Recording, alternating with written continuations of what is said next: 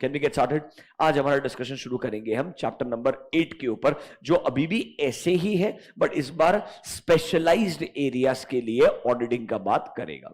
चलो let's start with 800 series. इसमें हमारे पास में 3 एसेस आने वाले हैं। एक है SA 800, दूसरा है SA 805 एंड तीसरा 810। शुरुआत ऑब्वियसली 800 से करेंगे। कुछ बेसिक रूल्स। अब क्योंकि 800 सीरीज ऐसे का पार्ट है, तो अगर मैं 800 अप्लाई कर रहा हूं, इसका मतलब ये नहीं है कि मेरे बाकी ऐसे एप्लीकेबल नहीं है। 800 में बोलेगा ये एक अलग एंगेजमेंट है, बट एंगेजमेंट टर्म्स तो 210 के हिसाब से एग्री होंगे।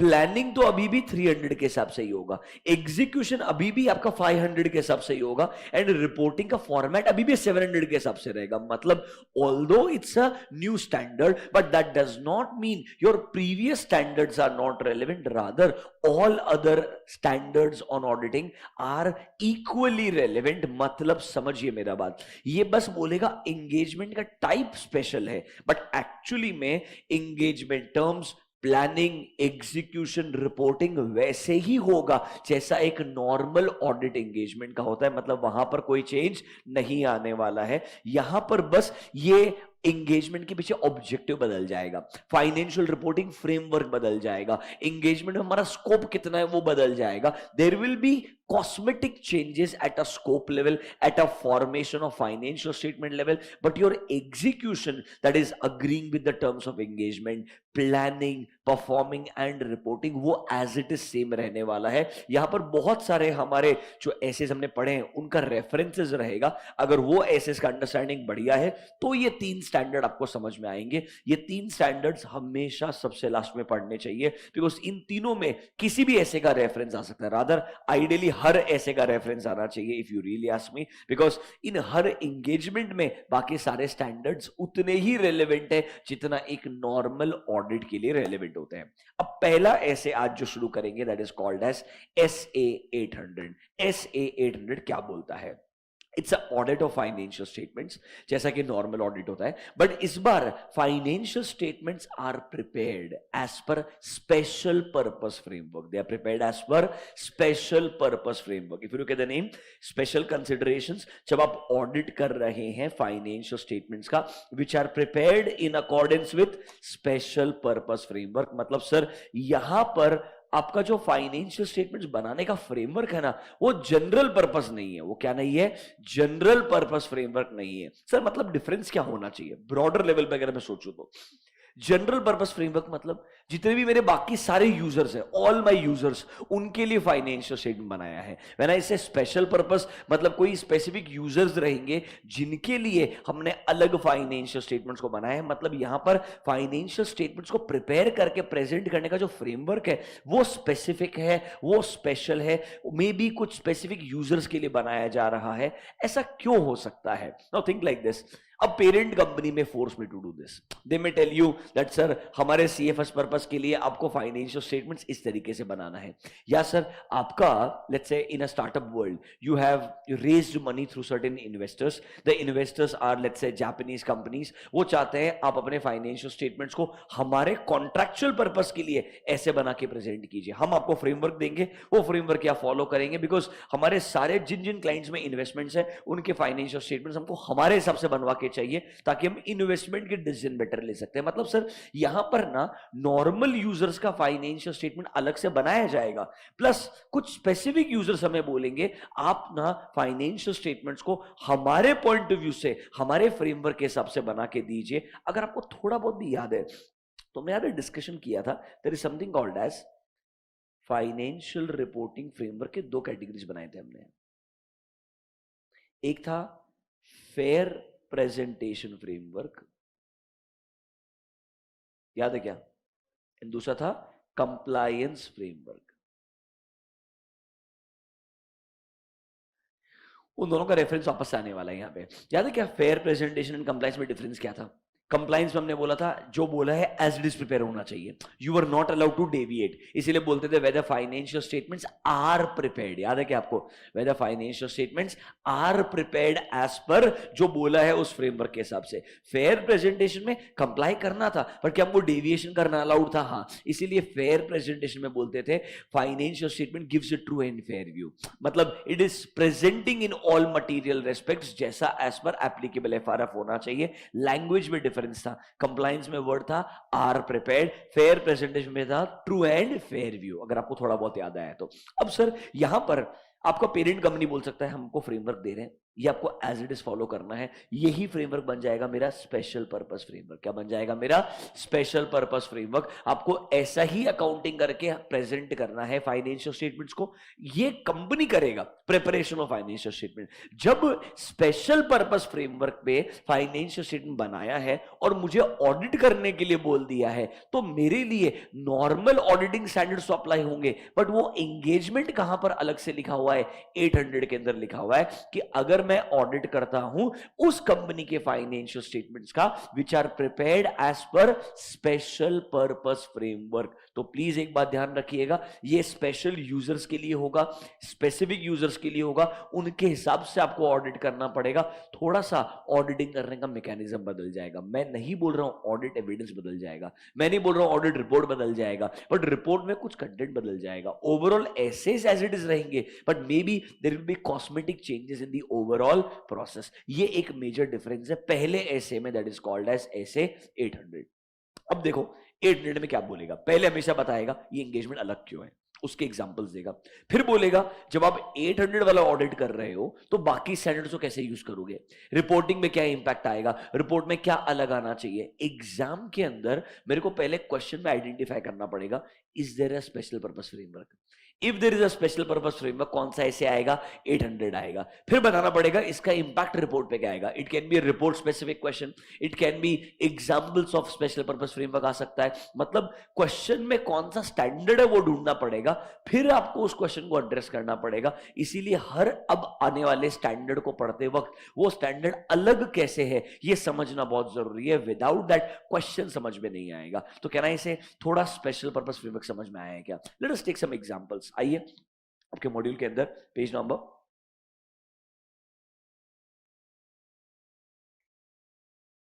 एग्जांपल्स ऑफ 1 सेकेंड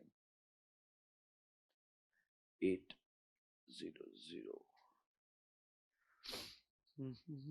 किधर दिया इसके एग्जांपल्स अपन ने, ये रहा examples of special purpose framework page number 8.3। देखो पहला एग्जांपल क्या बोलता है, अगर आप बेसिकली कैश बेसिस के ऊपर अकाउंटिंग करते हो because it is requested bye a set of stakeholders, it can be my creditors, it can be my lenders, कि बेसिकली आपके पास में ओवरऑल कैश बेसिस पे रिसीट्स एंड एक्सपेंसेस को अकाउंट किया, तो आपका फाइनेंशियल स्टेटमेंट्स का क्या पिक्चर नजर आएगा, हम चाहते हैं उसके हिसाब से फाइनेंशियल स्टेटमेंट बनाएं, उसको सेपरेटली ऑडिट कराएं और रिपोर्ट सिर्फ हमको दें, ये हमारे पर्पस के लिए, बाकी किसी और के लिए रिपोर्ट काम का नहीं है। या सर आपने कोई बड़ा लोन अग्रीमेंट्स या लेंडिंग अग्रीमेंट साइन किए होंगे, अब उन्होंने आपसे कुछ कंडीशंस डाल दिए होंगे कि आपको भाई ये लोन अग्रीमेंट्स के टेन्योर के दौरान हर साल एक सेपरेट तरीके से फाइनेंशियल्स को बना के देना है ताकि हम बेटर डिसीजन ले पाए, आपका क्रेडिट वर्दीनेस कैसा है, क्या वायबिलिटी है, आप रेगुलरली रीपेमेंट्स कर पाएंगे, वो पॉइंट ऑफ व्यू को समझने के लिए हमने क्या बोला, आप हमारे फ्रेमवर्क के हिसाब से फाइनेंशियल स्टेटमेंट बनाइए। ऐसा कॉन्ट्रैक्चुअल अग्रीमेंट्स भी हो सकता है। देखिए the financial reporting provision it can B established by a regulator or financial reporting provision of a contract which is agreed between both the parties। May be उन्होंने आपको grant दिया होगा, लोन्स दिए होंगे, ह्यूज प्रॉपर्टीज या assets को लीजेस के ऊपर दिया होगा। नाउ दे वांट आप उस पर्टिकुलर कॉन्ट्रैक्ट को ऑनर करने के लिए अपने फाइनेंशियल्स को स्पेशल पर्पस के हिसाब से बनाए, और इनकी रिपोर्ट जो ना सिर्फ हमारे लिए काम में आएगी। ऑब्वियसली ये रिपोर्ट किसी और के लिए रेलेवेंट नहीं है, हम ही डिफाइन कर रहे हैं कि फाइनेंशियल्स का प्रेजेंटेशन ऐसे करने का है, तो उसकी रिपोर्ट भी हमारे लिए रेलेवेंट रहेगी, किसी और के लिए रेलेवेंट नहीं रहेगी। बेसिकली इधर फाइनेंशियल स्टेटमेंट्स वही है, इट्स जस्ट दैट प्रिपेयर करने का जो फ्रेमवर्क है वो एक स्पेशल है, अलग है then my general purpose framework. मतलब यहां पर एएस इंड एस में से कौन सा कंप्लाई करना है, कौन सा नहीं करना है, ये हमने अग्री किया है with a third party and उनके पॉइंट ऑफ व्यू से फाइनेंशियल्स बना रहे हैं। तो ऑडिटर भी उस थर्ड पार्टी के पॉइंट ऑफ व्यू से ऑडिट करेगा, ना कि from general users point of view audit करेगा। In simple terms, if you want a simple understanding, देखिए नॉर्मली अभी तक क्या सिचुएशन था, आपके पास में एक एप्लीकेबल एफआरएफ था जिसके बेसिस पे फाइनेंशियल स्टेटमेंट्स प्रिपेयर्ड थे, इस पर आप अपना ऑडिट रिपोर्ट दे रहे थे, and this was relevant for general users. अब आप चाहते हैं ये जो एप्लीकेबल एफआरएफ है, ये जो एप्लीकेबल एफआरएफ है,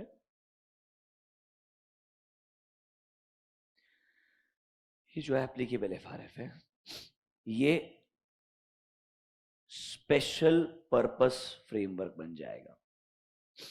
इसको आपको स्पेसिफिक यूजर्स बनाने के लिए बोल रहे हैं। तो आपकी जो ऑडिट रिपोर्ट भी रहेगी वो किसके लिए रहेगी, सिर्फ इन स्पेसिफिक यूजर्स के लिए रहेगी। इसीलिए आपको ऑडिट रिपोर्ट में लिखना पड़ेगा that this report is relevant only for these users, ताकि बाकी यूजर्स के लिए रेलेवेंट नहीं है, ये क्लियरली उनको समझ में आना चाहिए। जैसे कि एग्जांपल याद करो छोटा सा, याद है using the work of management expert, जैसे मैनेजमेंट एक्चुअली का यूज करता है, तो एक्चुअली अपनी रिपोर्ट में क्या बोलता है, ये रिपोर्ट मैनेजमेंट के लिए है, वो अपने ऑडिटर से शेयर कर सकता है, बट हमारा कोई ऑब्लिगेशन नहीं है। उसी तरीके से मुझे यहां बताना पड़ेगा कि भाई ये जो रिपोर्ट है ये इन रिस्पेक्टिव यूजर्स के लिए है, बाकी किसी यूजर ने ये रिपोर्ट रेफर करके कोई फायदा नहीं है, उसके लिए हमारा सेपरेट रिपोर्ट रहेगा which is general purpose financial statement. मतलब कैन आई से इन कंपनीज के लिए नॉर्मली दो फाइनेंशियल स्टेटमेंट बनाए जाएंगे, एक रहेंगे जनरल पर्पस, दूसरे रहेंगे special purpose. General purpose will be for my all the users, special purpose will be for my specific users. अब ये कोई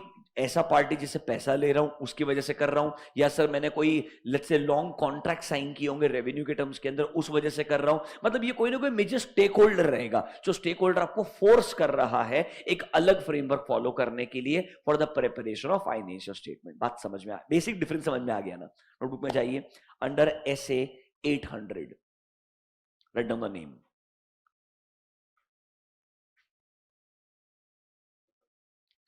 audit of financial statements prepared in accordance with, audit of financial statements prepared in accordance with special purpose framework.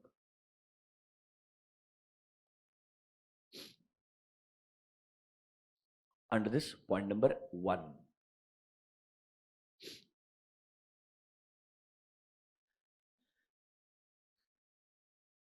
difference between general purpose framework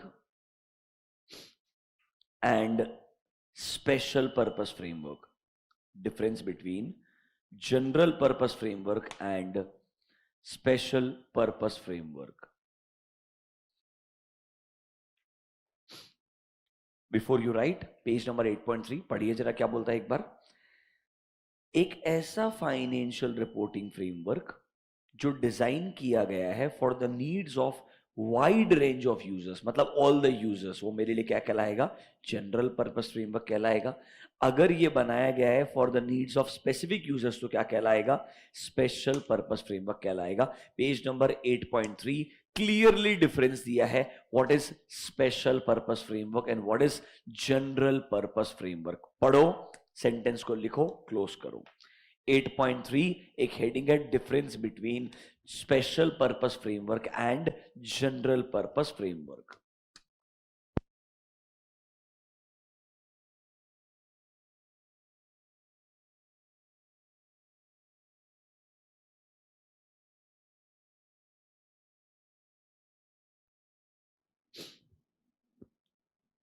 dash करके specify कर दो।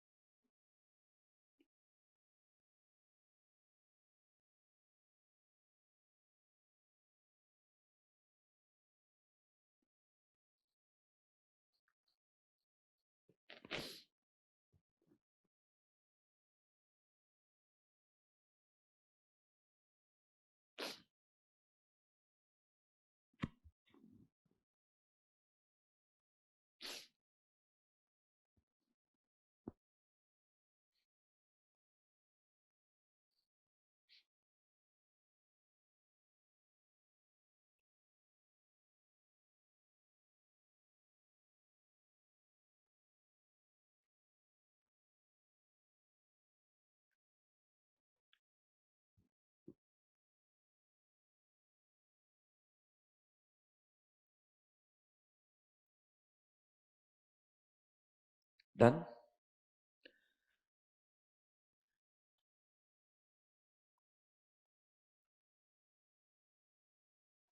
Write down point number 2. Examples of special purpose framework engagements.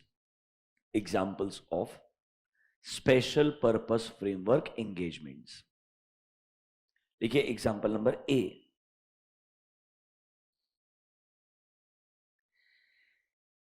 Cash basis of accounting. Cash basis of accounting for creditors or other specific stakeholders. For creditors or other specific stakeholders. Number B. Complying with financial reporting framework. Complying with financial reporting framework or provisions established by a regulator. Established by a regulator.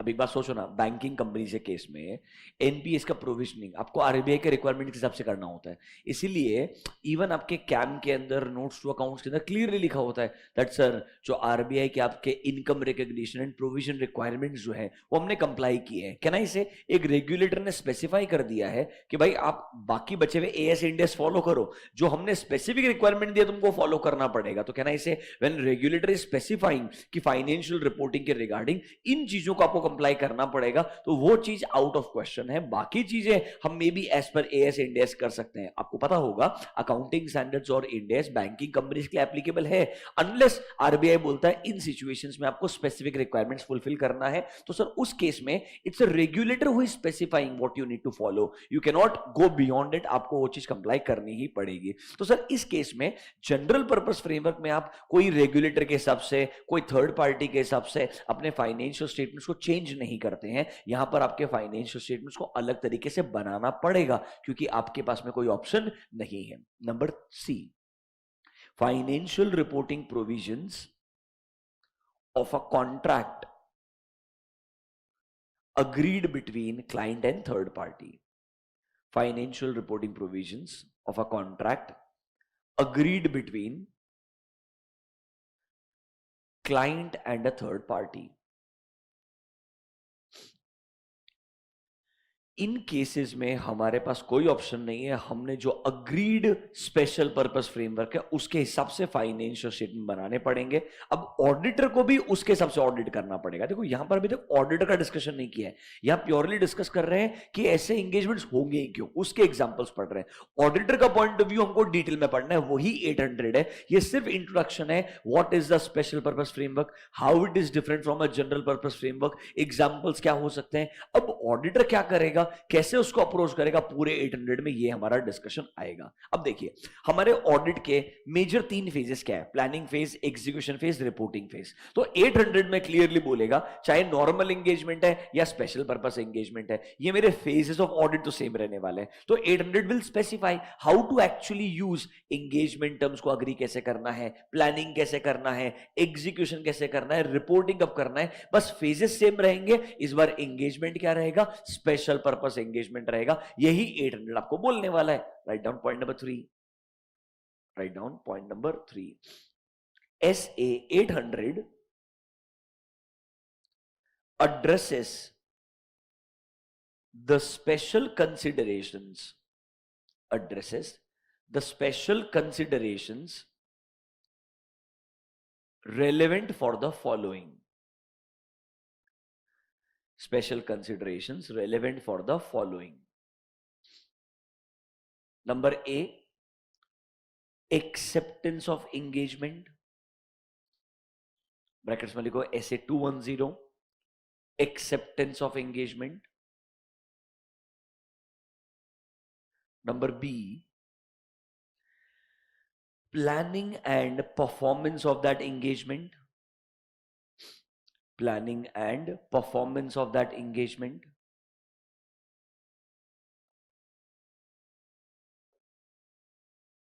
And number C, forming an opinion forming an opinion and reporting on, forming an opinion and reporting on financial statements, reporting on financial statements prepared as per special purpose framework, prepared as per special purpose framework. Opinion बनाना है and report करना है उन financial statements पे which are prepared as per special purpose framework. एक important line है जिधर MCQ आ सकता है. मेरे को लगता है सर पूरा 800 एक सिचुएशन में अप्लाई नहीं होता है. कौन सा सिचुएशन है? Read this line. Forming an opinion and reporting on financial statement but not for the purpose of expressing an opinion. First point है आपका scope of this essay. But not for the purpose of expressing an opinion on the effectiveness of entities internal control. मेरा बात सुनिए. 2014 के बाद में IFCs for financial reporting पे opinion देना एप्लीकेबल हो गया. तो सबसे बड़ा मिसकंसेप्शन ये था, वो भी तो एक तरीके से अलग एंगेजमेंट जैसा ही है, क्योंकि मैं एक अलग एनेक्सर दे रहा हूं, अलग ओपिनियन दे रहा हूं on internal controls. People thought is this a special purpose framework. नहीं, यहां पूरा फाइनेंशियल स्टेटमेंट नहीं बनाया जा रहा है. वहां पर सिर्फ कंट्रोल्स पे मतलब बेसिकली कंट्रोल्स पे ओपिनियन देना is not 7, it's not 800, it's not 805, it's not 810. वो अपने आप में एक लॉ का रिक्वायरमेंट है. इसके लिए आईसीएआई ने गाइडेंस नोट दिया है, कोई अलग से ऐसे को स्पेसिफाई नहीं किया है. एंड गाइडेंस नोट बोलता है नॉर्मल स्टैट्यूटरी ऑडिट का ही पार्ट है opinion on internal financial controls, and that annexure is a annexure to the main audit report. तो उसको सेपरेट एंगेजमेंट ट्रीट ही मत कीजिए, उसे एक सिंगल स्टैट्यूटरी एंगेजमेंट ट्रीट कीजिए. यह काउंसिल का फाइनल डिसीजन था. उस वजह से ये स्टेटमेंट को ऐड कर दिया बाद में कि भाई इंटरनल कंट्रोल्स इफेक्टिव है कि नहीं है, उस पे ओपिनियन देना 800 में कवर नहीं होता है. 800 फाइनेंशियल स्टेटमेंट्स का बात करता है, ना कि नॉर्मल फाइनेंशियल स्टेटमेंट्स के लिए कंट्रोल्स बढ़िया है कि नहीं है उस पे ओपिनियन देने को. वो सिचुएशन लॉ में है जिसने क्लियरली बोल दिया है स्टैंडर्ड स्टैट्यूटरी ऑडिटर का ही ये काम है. और कल अगर आप नोटिस भी करोगे, कल का लेक्चर ही मैंने आपको लास्ट में पढ़ाया था सॉक्स, सर्बेन-सॉक्सली एक्ट. अरे वो यूएस के अंदर तभी उन्होंने स्पेसिफाई कर दिया था स्टैट्यूटरी ऑडिटर से ही एक्सपेक्टेशन है तो फाइनेंशियल स्टेटमेंट पे भी ओपिनियन दे एंड उन कंट्रोल्स पे ओपिनियन दे which are relevant for financial reporting. ये एक सेपरेट एंगेजमेंट नहीं होता है, उसी एंगेजमेंट का पार्ट माना जाता है. इसीलिए इधर क्लियरली बोला है यहां पर कंट्रोल्स के इफेक्टिवनेस पे ओपिनियन देना कवर नहीं किया जा रहा है, स्कोप में क्लियरली मना कर रहा है. Is that clear to you? नीचे लिखिए नोट. ऐसे 800 does not cover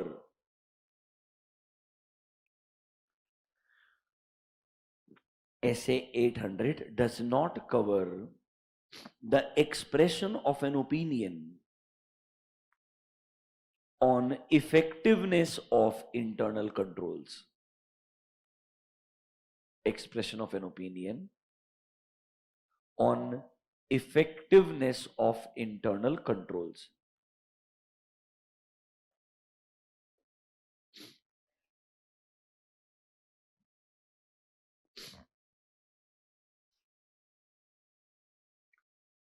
वापस से 2 मिनट के लिए सोचिए सर 800 में और बाकी नॉर्मल एंगेजमेंट में डिफरेंस क्या है?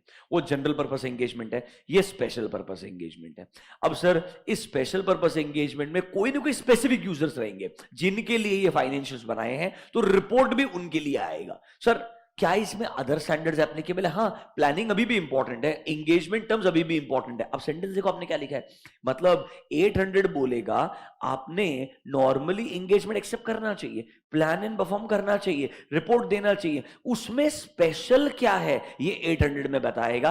अदर देन दैट जो स्टैंडर्ड्स आपके बाकी नॉर्मली बोलते हैं एज इट इज आपने अप्लाई करने. Sir audit evidence should be sufficient and appropriate, opinion तक आने से पहले ऑडिट एविडेंस मिलना चाहिए, वो सब चीजें एज इट इज है. सर रिस्क असेसमेंट करना पड़ेगा, मटेरियलिटी बनाना पड़ेगा. हाँ, मटेरियलिटी बनाते वक्त इस बार ना स्पेसिफिक यूजर के बारे में सोचना पड़ेगा. Don't think about general users ideally, मतलब कुछ चीजें बदलेगी बट ओवरऑल स्टैंडर्ड स्टैंडर्ड्स का रेलेवेंस वैसा का वैसा रहेगा। 2 मिनट स्पेंड करके सिर्फ सोचिए what is the special purpose framework, how it is different from general purpose framework, examples क्या है, एंड मेरा 800 में बाकी सारे ऐसे मतलब पूरे ऑडिट के ही स्टेजेस आ रहे हैं, बस इसमें स्पेशल क्या है वो बताने का ट्राई करेगा। स्पेंड 2 मिनट्स, नोटबुक में जो भी लिखा है पूरा एक बार रीड कर लो।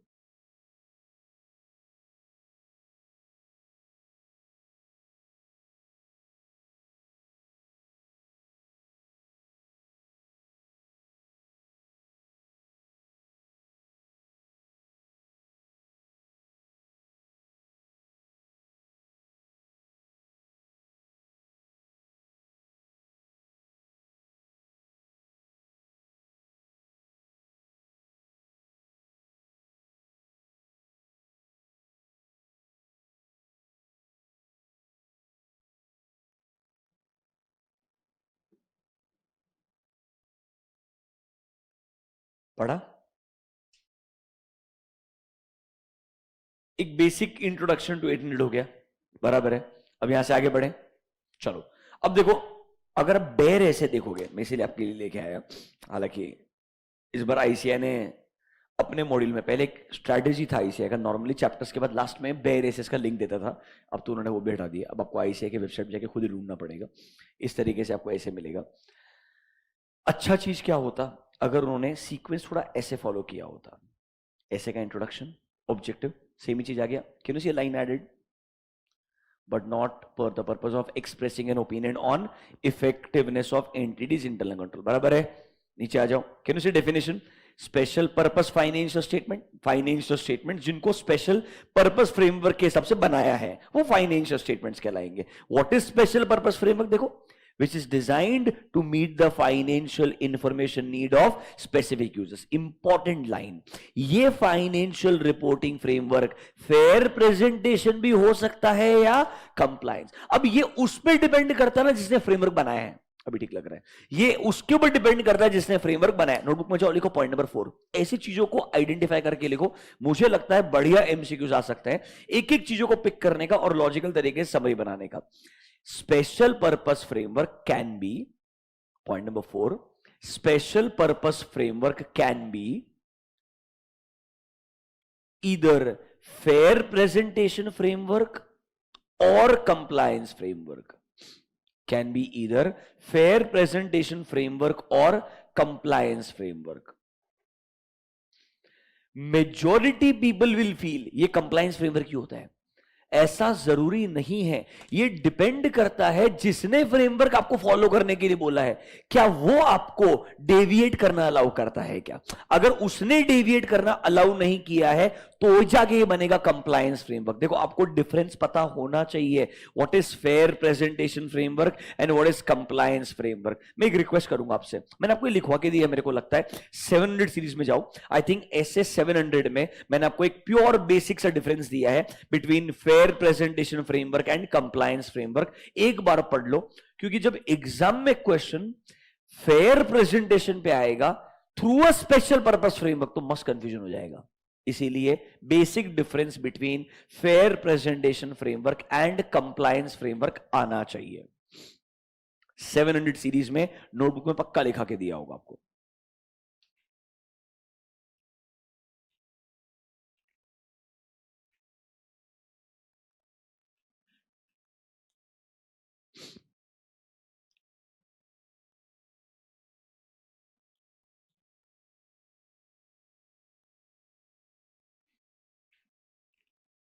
मिला क्या?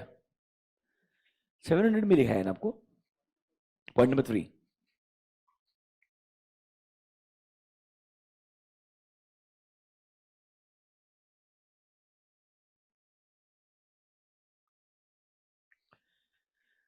कुछ नहीं, डेविएशन अलाउड है फेयर प्रेजेंटेशन में, कंप्लायंस में अलाउड नहीं है, इसलिए कंप्लायंस में बोलेंगे whether financial statements are prepared as it is, follow करना पड़ेगा। एंड फेयर प्रेजेंटेशन में can we use the word true and fair, yes.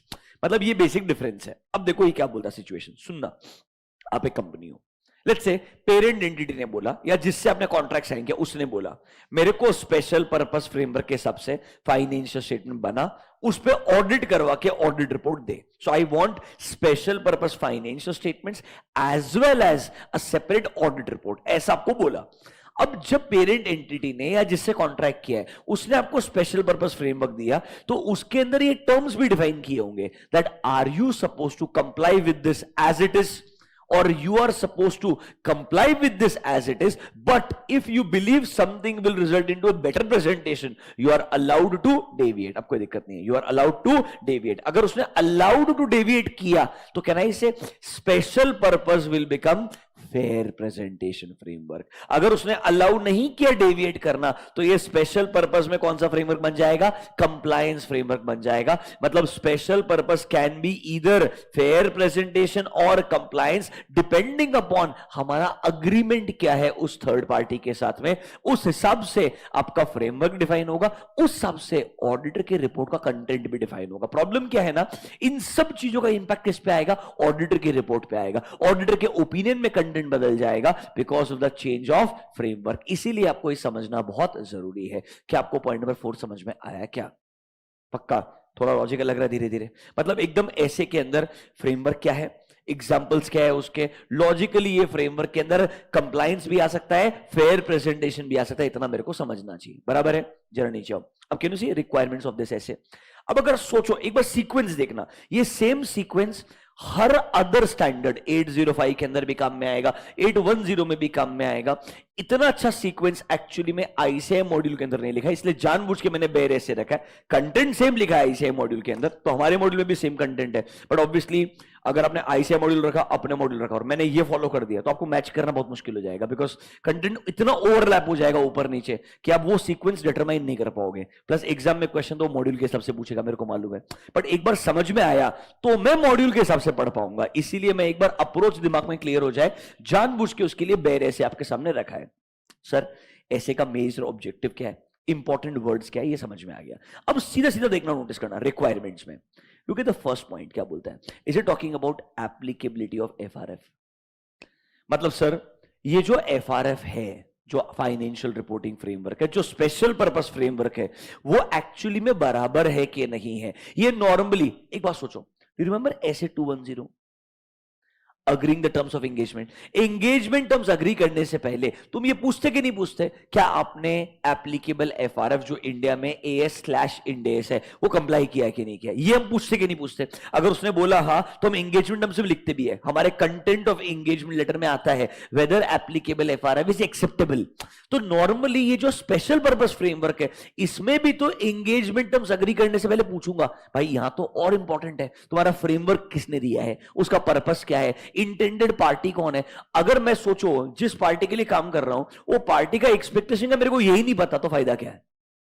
I hope you're understanding this. मतलब भली मैं सब्सिडरी को ऑडिट कर रहा हूं, बट सब्सिडरी इस बार ये स्पेशल पर्पस फ्रेमवर्क वाला फाइनेंशियल स्टेटमेंट किसके लिए बना रहा है? पेरेंट कंपनी के लिए बना रहा है. So I should know what parent company wants, I should know what is their expectation. Without that I can not do the audit. So इसीलिए वो एक्चुअली में स्पेशल पर्पस फ्रेमवर्क एक्सेप्टेबल है कि नहीं है ये आपको चेक करना पड़ेगा. मतलब दिस इज योर एसए 210 का step, this is your SA 210 का स्टेप. फिर देखो क्या बोलेगा. चलो 210 के बाद में आप लोग ऑडिट को प्लान करने वाले हैं, ऑडिट को परफॉर्म करने वाले हैं. तो ये बताएगा रिस्क असेसमेंट में क्या बदलाव आएगा, मटेरियलिटी में क्या बदलाव आएगा, थोड़ा बहुत चेंजेस आपको ऑडिट के एग्जीक्यूशन में कंसीडर करना पड़ेगा. पर देखो सीक्वेंस देखो, पहले बात करेगा प्लानिंग वाले मतलब 210 के बारे में, फिर बात करेगा प्लानिंग एंड ऑडिट के परफॉर्मेंस के बारे में, फिर किसके ऊपर आएगा देखो, दिख रहा है क्या? फॉर्मिंग एन ओपिनियन, मतलब रिपोर्टिंग के ऊपर आ रहा है. कैसा लग रहा है? सीक्वेंस फॉलो कर रहा है. Agreeing with the terms, planning and performing the audit and then the reporting. इसके बाद में अब वो डिटेल में चले जाएगा कि सर फाइनेंशियल रिपोर्टिंग फ्रेमवर्क के बारे में ऑडिट रिपोर्ट में क्या आएगा. मतलब ऑडिट रिपोर्ट में कैसे आप बताएंगे ये स्पेशल पर्पस फ्रेमवर्क है. Normally can I include EOM paragraph for this, emphasis of matter paragraph, कि कंपनी के अंदर फाइनेंशियल रिपोर्टिंग फ्रेमवर्क है जो अलग है कंपैरेटिवली आइडियली. इसका रेफरेंस मेरे ओपिनियन हेडिंग के अंदर भी आता है एंड एक सेपरेट EOM भी आ सकता है. अब ये सिचुएशंस कब कब बदलेंगे यही हमको डिस्कस कर रहा हूं. पहले सिर्फ सीक्वेंस बता रहा हूं कि मतलब ये स्टैंडर्ड में अलग क्या है, 210 के पॉइंट ऑफ व्यू से क्या सोचूंगा, प्लानिंग के पॉइंट ऑफ व्यू से क्या सोचूंगा, फिर कहां जाऊंगा रिपोर्टिंग के ऊपर. एक्चुअली में स्टैंडर्ड रिपोर्टिंग के पार्ट पे खत्म हो जाता है, स्टैंडर्ड यही खत्म होता है. बट आपके मॉड्यूल में ऐसा नहीं, आपके मॉड्यूल में कंटेंट है ज्यादा. वो कहां से है मालूम है क्या? अब ये इन्होंने यहां से कॉपी करना शुरू किया। दिख रहा है कि एग्जांपल्स मैच होते हैं कि आपके बुक्स में जो दी तीन एग्जांपल्स, एक बार चेक करो ना जरा, एग्जांपल मैच होते कि नहीं होते। मेजोरिटी चीजें इसमें से पूरी की पूरी उन्होंने as it is copy paste करके रखी है।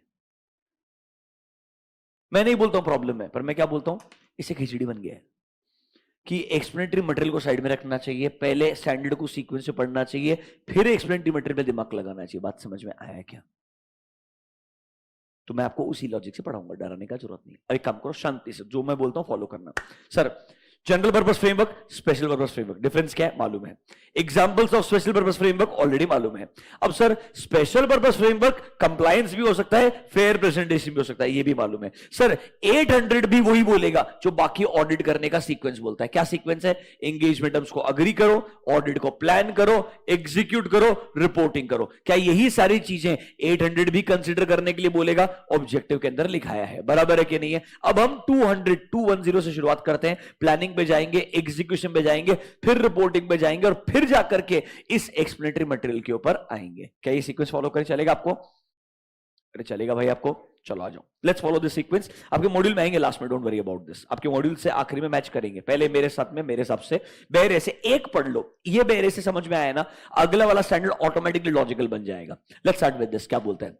Acceptability of financial reporting framework 210 क्या बोलता है? पूरा आपका नॉलेज टेस्ट होगा।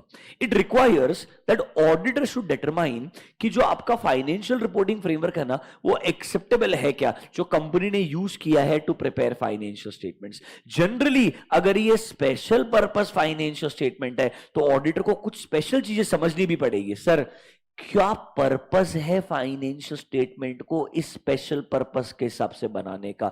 Why this separate framework is used? Number 2, who are the intended users? And number 3, what steps have been taken by management to determine कि उन्होंने जो फ्रेमवर्क दिया है वो एक्चुअली में थोड़ा बहुत भी लॉजिकल है क्या? मतलब जैसे कि आप नॉर्मल एंगेजमेंट के बारे में सोचते हो, इधर भी वैसा ही सोचोगे, बट इधर कुछ एक्स्ट्रा स्टेप्स है। इंटेंडेड यूजर कौन है वो पता होने चाहिए, क्योंकि आपका मटेरियलिटी, आपका रिस्क असेसमेंट, आपका रिपोर्टिंग, सब कुछ किसके पॉइंट ऑफ व्यू से होता है? इंटेंडेड यूजर के पॉइंट ऑफ व्यू से। If your intended users will change, your risk assessment approach will change, your materiality approach will change. इसीलिए 210 में जब आप एंगेजमेंट टर्म्स अग्री कर रहे हो, क्लाइंट आपको क्या बोलेगा? सुनो, मैं एक सब्सिडरी का ऑडिट करने के लिए गया, उसने बोला ये हमारे फाइनेंशियल स्टेटमेंट्स हैं एज पर इंडियन गैप। मैं बोला ओके, कुछ कॉम्प्लिकेटेड नहीं है, एंगेजमेंट टर्म्स अग्री करूंगा, ऑडिट करूंगा। अब वो बोलता है हमारे पास एक फाइनेंशियल स्टेटमेंट्स और रहेंगे, they will be prepared as per reporting package. They will be prepared as per reporting package. ये रिपोर्टिंग पैकेज कौन देने वाला है? पेरेंट कंपनी देने वाला है। कहना इसे वो बोल रहा है स्पेशल पर्पस फ्रेमवर्क है ये उसके हिसाब से बनने वाला है। तो तुझे भी ऑडिट करते वक्त उनको ही रिपोर्ट करना है, तुझे भी ऑडिट करते वक्त रिपोर्टिंग पैकेज हमने फॉलो किया है क्या, वो चेक करने का है। कहना इसे आई should know the intended user, I should know the purpose, without that I can not do audit under SA 800। ये मेरा पॉइंट नंबर 1 है।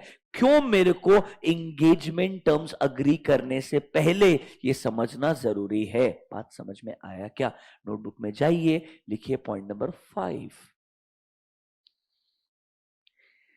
acceptability of financial reporting framework.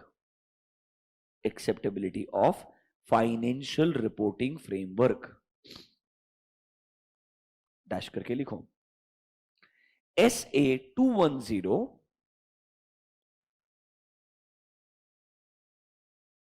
requires the auditor, SA 210 requires the auditor to determine whether FRF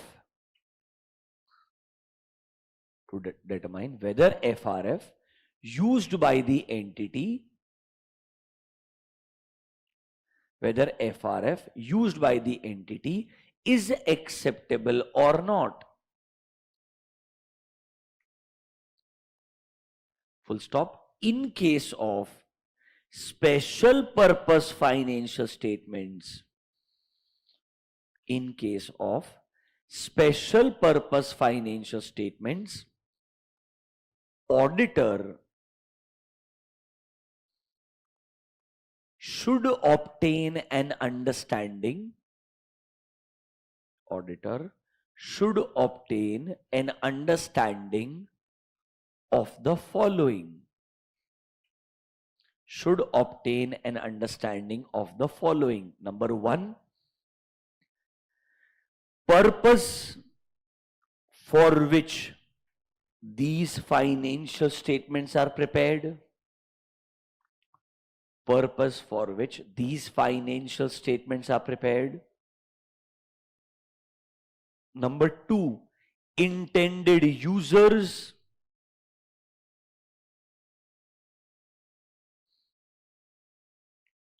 And number 3, steps taken by management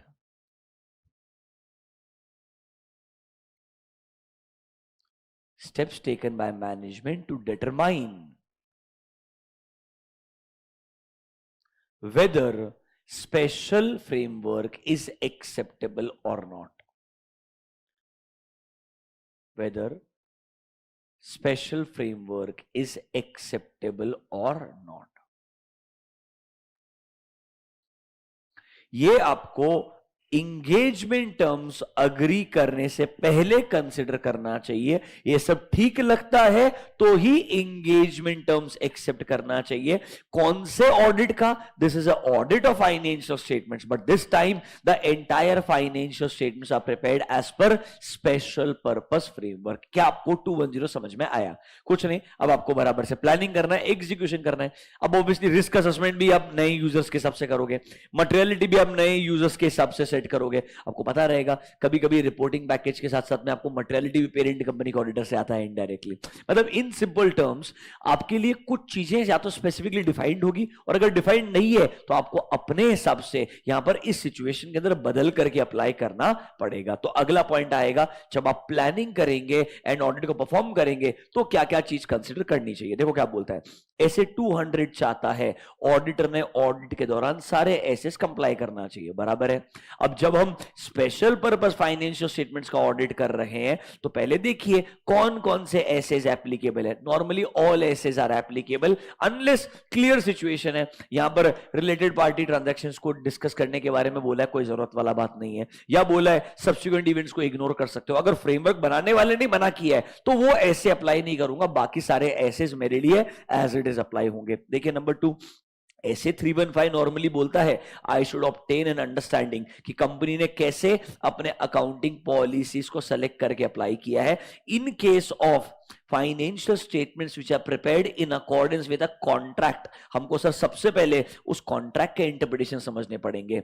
management ने क्या सोच करके financial statements को उस contract के हिसाब से बनाया है. यहां पर इंटरप्रिटेशन बहुत सिग्निफिकेंट है और ये सर रीजनेबल होना चाहिए टू एक्चुअली अंडरस्टैंड कि कोई इंफॉर्मेशन जो हमने प्रेजेंट की है वो गलत तो नहीं है. बिकॉज नॉर्मली कॉन्ट्रैक्ट के टर्म्स अगर हमने कंप्लाई नहीं किए तो सर वो कॉन्ट्रैक्ट भी खराब हो जाएगा और हम उनका पॉइंट ऑफ व्यू समझ ही नहीं पाएंगे रिपोर्ट करने से पहले. मतलब आपका इस एंगेजमेंट में जो स्पेशल पर्पस है उसे समझना पड़ेगा, उसके हिसाब से रिस्क असेसमेंट करना पड़ेगा, उसके हिसाब से मटेरियलिटी डिफाइन करना पड़ेगा एंड अकॉर्डिंगली आपको रिपोर्ट बना के देना पड़ेगा. सर फॉर्मिंग एन ओपिनियन, देखो when forming an opinion and reporting on special purpose financial statement auditor shall comply with the requirements of SA 700. पूरा 700 सीरीज फॉलो करना पड़ेगा. बराबर है कि नहीं है? एक काम करो, let me show you an example.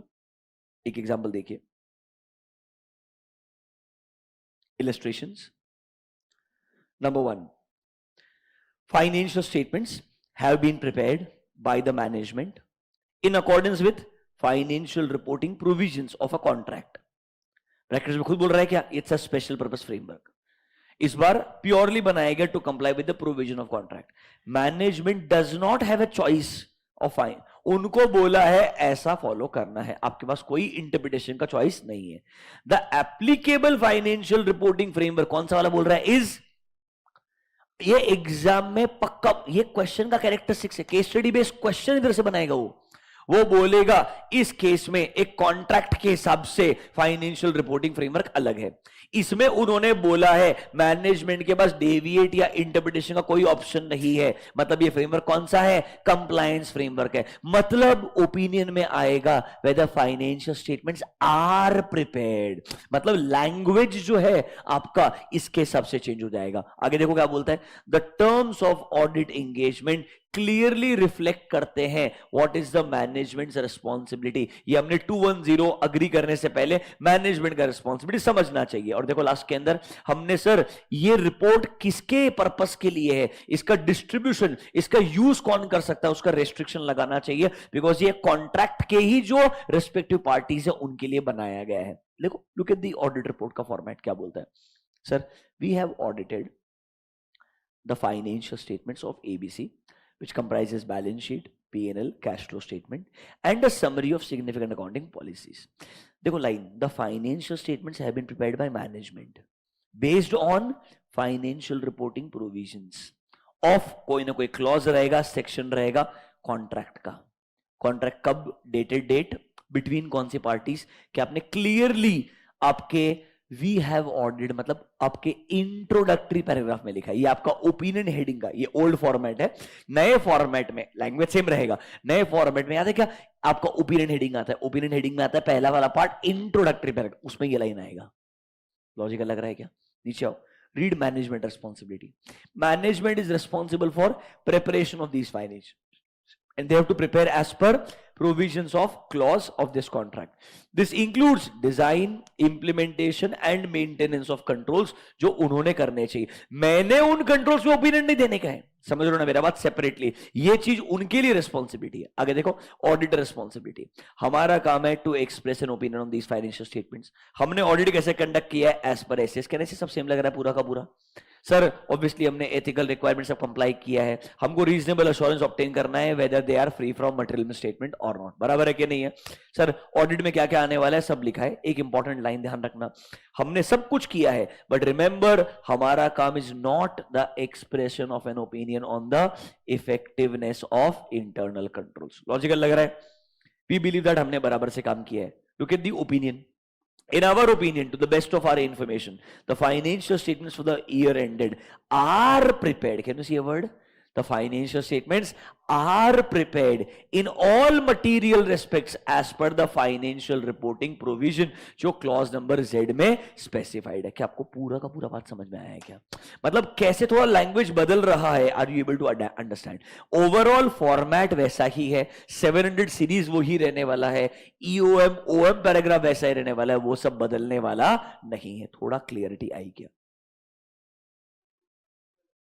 नहीं आएगा, वही बोल रहा हूं। अनलेस दे टेल यू इसके कंट्रोल्स पे ओपिनियन दो, बट रिमेंबर ये कंट्रोल्स पे ओपिनियन देना एक सेपरेट एंगेजमेंट में नहीं है। अगर वो बोलता है उनके फ्रेमवर्क में कंट्रोल्स रेलेवेंट ही नहीं है तो कोई फर्क नहीं पड़ता है, ये उनको डिफाइन करना पड़ेगा।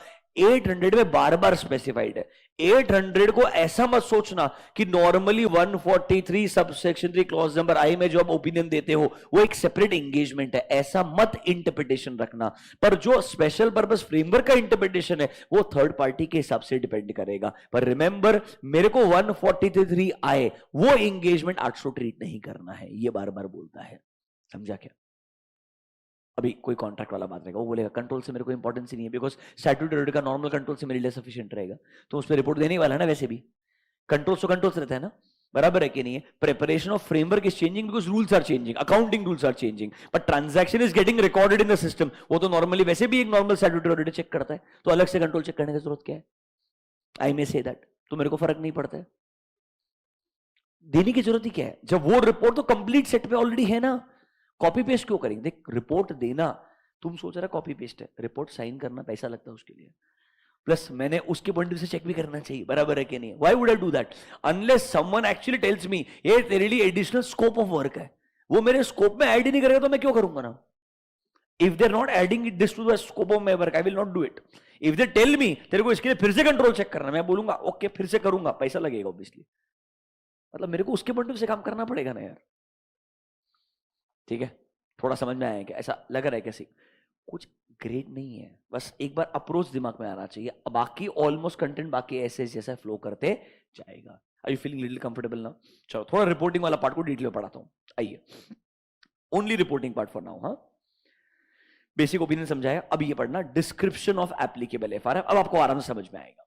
सर 700 चाहता है, नॉर्मली ऑडिटर ने इवैल्यूएट करना चाहिए whether financial statements adequately refer और describe the applicable FRF in case of financial statements prepared in accordance with provision of a contract. Auditor ने देखना चाहिए कि फाइनेंशियल स्टेटमेंट्स ने क्लियरली डिस्क्राइब किया है, कोई significant interpretation of the contracts है क्या जिसके ऊपर फाइनेंशियल स्टेटमेंट्स बेस्ड है। हमारे एग्जांपल में सेक्शन स्लैश क्लॉज का रेफरेंस दे रहा था, उधर जो फ्रेमवर्क लिखा है उसके हिसाब से फाइनेंशियल स्टेटमेंट बनाए गए। कॉन्ट्रैक्ट में स्पेसिफिक क्लॉज का रेफरेंस दिया है कि भाई वो फ्रेमवर्क किधर लिखा है, उस कॉन्ट्रैक्ट के अंदर जो इस दिन को साइन हुआ था उसका क्लॉज नंबर जेड में अकाउंटिंग कैसे करना है वो लिखा हुआ है। उसके हिसाब से हमने क्या किया था, फाइनेंशियल स्टेटमेंट बनाया है एंड ऑडिटर ने उसके हिसाब से ऑडिट किया है। ये किधर लिख रहा है ऑडिटर, अपने ऑडिट रिपोर्ट में at every possible position, opinion heading में लिख रहा है, मैनेजमेंट रिस्पॉन्सिबिलिटी में लिख रहा है, हर जगह पे रेफरेंस दे रहा है ताकि कोई मिसअंडरस्टैंडिंग ना हो कि ये स्पेशल पर्पस फ्रेमवर्क है क्या। मैंने बोला स्पेशल पर्पस है, पर सामने वाले को जो रीड करने वाला यूजर है उसे पता तो होना चाहिए स्पेशल पर्पस क्या है। नॉर्मली इधर कॉम्प्लिकेशन नहीं होना चाहिए, बिकॉज जिसने मेरे को अपॉइंट करवाया है उसके लिए ही रिपोर्ट है ये, तो उसको पता है मैं उसके हिसाब से काम कर रहा है। नीचे देखो, 700 deals with the form and content of audit report। normally हमने क्या करना चाहिए, देखो, auditor shall also describe the purpose for which financial statements are prepared, who are the intended users and refer to a note in the special purpose financial statement जहां पर ये information है। अगर मैनेजमेंट के पास चॉइस होता, question में से देखना, एक लाइन था क्वेश्चन के अंदर, ये लाइन दिख रहा है क्या? क्या लिख रहा है? Management does not have a choice of fine. अगर मैनेजमेंट के पास चॉइस होता तो मेरे को यह भी बोलना पड़ेगा that management had a choice when it comes to special purpose framework and why they chose this. मतलब अगर उनके पास में ऑप्शन था, उस ऑप्शंस में से उन्होंने ये ऑप्शन क्यों चूज किया, ये भी मुझे मेरे यूजर को बताना पड़ेगा। जनरली स्पेशल पर्पस फ्रेमवर्क में चॉइस नहीं होता है, they tell you this is a special purpose framework, इसीलिए वो स्पेशल है, उसका ऑब्जेक्टिव है, उनके हिसाब से ही आपको फाइनेंशियल रिपोर्ट्स का प्रिपरेशन करके प्रोवाइड करना होता है। बट अगर चॉइस है तो मुझे ये भी बताना पड़ेगा कि सर मैनेजमेंट के पास में ऑप्शन था या फिर उनके पास ऑप्शन ही नहीं था, इसको एज इट इज कंप्लाई करना था। इसीलिए क्वेश्चन पढ़ते वक्त ये चीजें आपको आइडेंटिफाई करनी पड़ेगी। देखो, this is little unusual for you, you are reading such a standard for the first time, इसीलिए पहले स्टैंडर्ड पे आपको थोड़ा टाइम लगेगा। एक बार दिमाग में एक्सेप्टेंस है, अगली बार लगेगा सब कुछ सेम ही चल रहा है, बस एंगेजमेंट अलग हो गया है और कुछ नहीं आने वाला। मतलब आपका फ्लो जो है पूरे स्टैंडर्ड का वो क्या हो जाएगा, सेम हो जाएगा। ये standard is not like any other standard, क्योंकि हर अदर स्टैंडर्ड में ऑडिट फाइनेंशियल स्टेटमेंट का ही था और आपको पता था या तो ऑडिट एविडेंस लेने का है, मटेरियलिटी सेट करना है। इधर वो सबका एप्लीकेशन एक ही स्टैंडर्ड में आ रहा है, इसीलिए स्टैंडर्ड का इंटरप्रिटेशन समझना बहुत जरूरी है। आइए एक चीज और पढ़िए, रीड दिस पार्ट, ये सबसे इंपॉर्टेंट है। Alerting users that financial statements are prepared as per special purpose। देखिए, the auditor's report on special purpose financial statement shall include, can you see a word, emphasis of matter paragraph, alerting users of the auditor's report that जिस financial statement report दे रहे हैं ना, they are prepared in accordance with special purpose framework. इसीलिए ये financial statements may not be suitable for any other purpose. Important line जहां confusion होगा, auditor shall include this paragraph under an appropriate heading. मतलब इस बार EOM heading आए जरूरी नहीं है, हेडिंग कुछ और होगा बट कंटेंट EOM का होगा। Late me show you the same example, उसी में आखिरी लाइन जानबूझ के छोड़ा था मैंने। अब पढ़ो द लास्ट पार्ट, पूरा रिपोर्ट खत्म हो गया, क्या तुझे एक आखिरी पैराग्राफ देखा रिपोर्ट के अंदर ओपिनियन के बाद में, read this paragraph, does it sound like EOM paragraph? Without modifying our opinion we draw attention to note number X, जहां मतलब याद है EOM पैराग्राफ, सर हम क्लियरली बोलते हैं नोट्स टू अकाउंट्स का रेफरेंस दो, we draw attention to a special matter, उसका ब्रीफ डिस्क्रिप्शन दो, डिटेल का मिलेगा नोट्स टू अकाउंट्स में मिलेगा। एंड जो मैटर ईओएम पे आता है उस पर हम क्या नहीं देते हैं, मॉडिफिकेशन नहीं देते। इसलिए को language without modifying our opinion हम आपका अटेंशन ड्रॉ करते हैं टू नोट नंबर एक्स, जहां पे क्या डिस्क्राइब किया है, बेसिस ऑफ अकाउंटिंग, थोड़ा brief description, the financial statements are prepared to assist ABC, ताकि वो लोग कंप्लाई कर सकते हैं with the financial reporting provision of a contract जो रेफर किया गया है नोट नंबर एक्स में। As a result financial statements may not be suitable for another purpose. हमारा report is intended only for ABC and DEF, जिन दोनों के बीच में कॉन्ट्रैक्ट साइन हुआ है, and should not be distributed और used by parties other than ABC और डीईएफ। समझ में आया क्या? क्लियरली ईओएम में यूजर्स को अलर्ट करना है एंड रेस्ट्रिक्शन भी लगाना है कि इस रिपोर्ट का यूज सिर्फ इन्होंने ही करना चाहिए, किसी और ने नहीं करना चाहिए। क्या आपको ईओएम वाला पार्ट समझ में आया क्या? This is where a good question can actually come. I will help you how to write it, don't worry. थोड़ा बात समझा क्या? टेक्निकली 800 खत्म हो गया, अब सिर्फ 800 को वो स्ट्रेच करेगा अननेसेसरीली, पर जो एक्चुअल लॉजिकल पार्ट था, एंगेजमेंट टर्म्स अग्री करते वक्त सोचना चाहिए, प्लानिंग ऑडिट परफॉर्म करते वक्त सोचना चाहिए, एंड रिपोर्टिंग करते वक्त सोचना चाहिए। रिपोर्टिंग में बाकी चीजें नॉर्मल थी, ईओएम चाहे वो हेडिंग ईओएम रहे या कोई दूसरा अप्रोप्रिएट हेडिंग रहे, बट कंटेंट किसका आएगा, ईओएम का ही आएगा। ईओएम पैराग्राफ कभी भी देखोगे आप, लाइन विदाउट मॉडिफाइंग से शुरू करो, या मैं यहां से शुरू नहीं करता हूं, शुरुआत करता हूं, we draw attention to note number X Y Z. Matter क्या है, उस मैटर को डिस्क्राइब किया, लास्ट में बोलता हूं our opinion is not modified in this regard. Last में ये लाइन लिखूं या स्टार्टिंग में बोलूं, विदाउट मॉडिफाइंग आवर ओपिनियन, बात सेम ही है। ये मैटर है, नोट्स टू अकाउंट्स का ये रेफरेंस है जहां आपको डिटेल में पढ़ना चाहिए। इसके ऊपर मैं क्या नहीं दे रहा हूं, मॉडिफाइड ओपिनियन नहीं दे रहा हूं। हेडिंग ईओएम रहे या कोई और सुटेबल हेडिंग रहे। इसने देखो क्या हेडिंग यूज किया है, basis of accounting and restriction on distribution and use. This is a logical heading. इससे यूजर को इमीडिएटली समझ में आएगा यहां पे अकाउंटिंग का बेसिस कुछ अलग है, ये रिपोर्ट हर किसी के लिए नहीं है, कुछ स्पेशल लोगों के लिए रहेगा। समझा क्या? Is this clear to you? Notebook में जाइए, राइट डाउन। कितने पॉइंट लिखा आपने already? Write down point number 6, planning and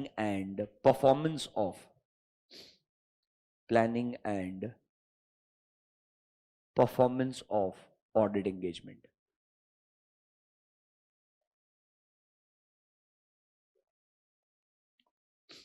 इसमें कुछ बुलेट पॉइंट्स में समरी जैसा लिखाता हूं। Bullet point number 1, SA 200 requires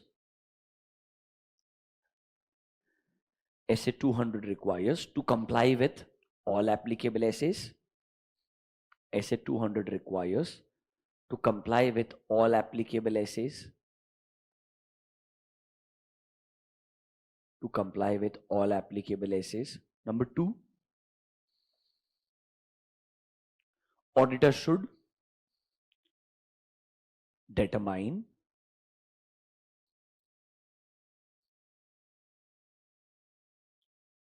which essays are relevant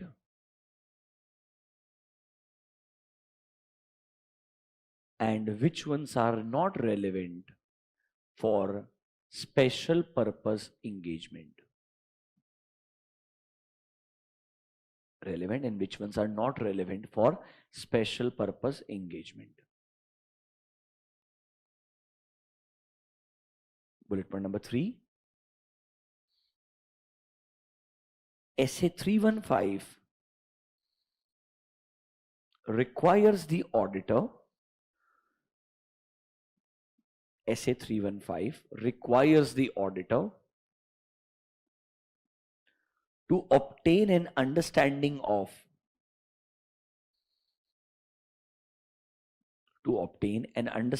of entities, selection and application of accounting policies. Selection and application of accounting policies. comma, auditors should keep in mind the intended users. Auditors should keep in mind the intended users and management's responsibility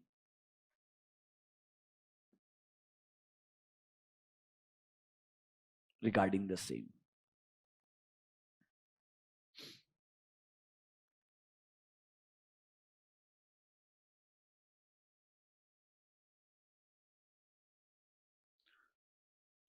कितने points हो गए? ये 3 काफी, इसमें इतना ही है, total 6 point हो गए. 7th point, reporting. Forming an opinion and reporting. Forming an opinion and reporting.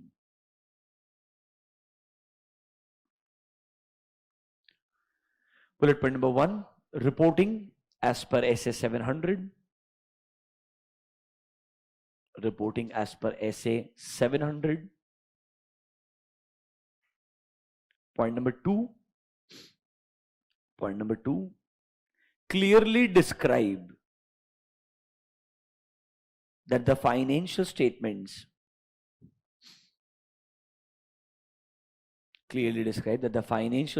are prepared in accordance with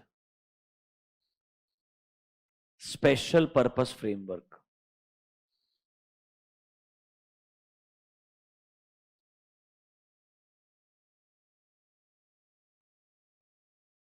Number 3, also specify the purpose of these financial statements. Also describe the purpose of these financial statements and the intended users. And the intended users.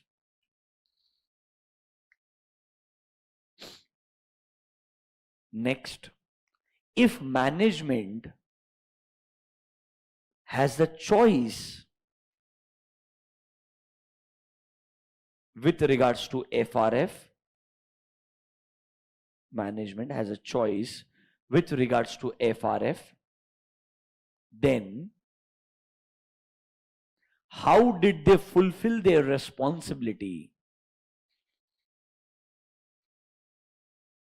How did they fulfill their responsibility should also be reported.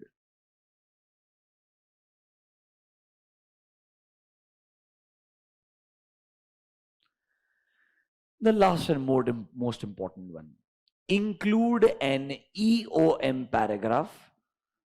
Include an EOM paragraph to alert readers that the financial statements, are prepared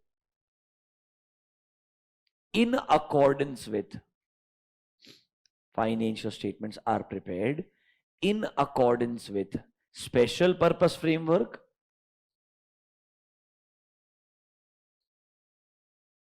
and also specify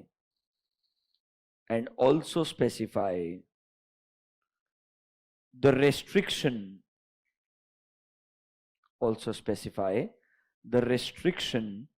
on distribution and use of report. Restriction on distribution and use of report by other parties.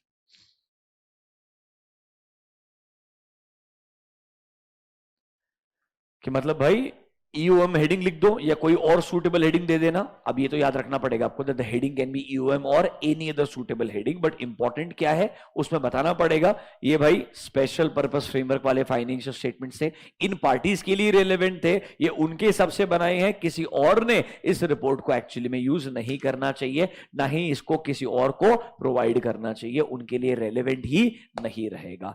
ये एक पूरा you can say flow है SA 800 का. शांति से 5 minute के लिए सोचो. सबसे पहले देखो आपने क्या बोला, सर ये अलग क्या है engagement? Sir this is a financial statements का audit but they are prepared as per special purpose framework. So उसके एग्जांपल्स क्या है, एग्जांपल समझ में आए। How are they different sir? Sir general purpose frameworks are for all the users, these are for specific users. तो sir obviously question ये बनता है, ये सर फेयर प्रेजेंटेशन फ्रेमवर्क है कि कंप्लायंस फ्रेमवर्क है? दोनों में से कुछ भी हो सकता है जो आपके पार्टीज के बीच में अग्री हुआ है। अगर कंप्लायंस फ्रेमवर्क है तो लैंग्वेज आएगा आर प्रिपेयर्ड, फेयर प्रेजेंटेशन है तो वर्ड आएगा whether they give it true and fair view और नॉट। बट बॉटम लाइन क्या है, रिपोर्ट में हर जगह मेंशन करना पड़ेगा financial statements are prepared as per this framework. Who is responsible for this framework? Obviously management. And sir EOM paragraph जैसे heading बना के क्लियरली बोलना पड़ेगा these are prepared as per special purpose framework, ये इन parties के लिए है, इसके अलावा किसी ने यूज नहीं करना चाहिए। तो एक तरीके से 210 planning and performing the audit and reporting, यही बेसिक 3 स्टेप्स है जो स्कोप ऑफ दिस एसे में पढ़ा था, वही आगे डिटेल में लिख करके आया। ऑनेस्टली अंदर कुछ ग्रेड नहीं है, उसका पूरा जो बॉक्स है, पूरा जो फ्रेमवर्क है वो समझ में आना चाहिए। Once you understand that SA is actually a केक वॉर्ड। अब एक काम करें, जो बचे हुए डिटेल्स है मस्त उसको रीड करते हैं, वो एक्सप्लेनेटरी मटेरियल है, कहीं कहीं पे और डिटेल में लिख करके बताएगा 210 के रिगार्डिंग क्या सोचना चाहिए, 315 320 के रिगार्डिंग और क्या सोचना चाहिए। ये आपका पूरा एक्सप्लेनेटरी मटेरियल है, एक बार रीड कर लेते। मेरे को लॉजिकली जो आपको पॉइंट लिखा के दिए हैं, इधर सबसे हाई चांसेस है क्वेश्चन पूछने के, बिकॉज ये बेर ऐसे है। अब ऐसे का एक्सप्लेनेटरी मटेरियल पढ़ने के लिए जा रहे हैं, जनरली आपको बता रहा हूं, देखिए कैसा होता है। अपने ये देखो, जब ऐसे पढ़ना शुरू किया, अभी डिटेल्स कहां मिलने शुरू होंगे आपको। देखो, special purpose financial statements, special purpose framework रहेगा, पैराग्राफ A4 पे जाना पड़ेगा, नीचे जाएंगे अपन तो पता चलेगा। फिर देखिए 210 के बारे में बात करोगे, 210 पे और डिटेल किधर लिखा हुआ रहेगा, A5 to A8 पे लिखा हुआ रहेगा। ये सब एक इधर है, एक्सप्लेनेटरी मटेरियल है पूरा का पूरा। This is your explanatory material, जहां पे पहले आपको एग्जांपल्स देगा A1 के अंदर, फिर आपको यहां से 210 के बारे में देखो, एक्सेप्टेबिलिटी ऑफ FRF A5 से लेकर के A8 तक लिख के देगा पूरा।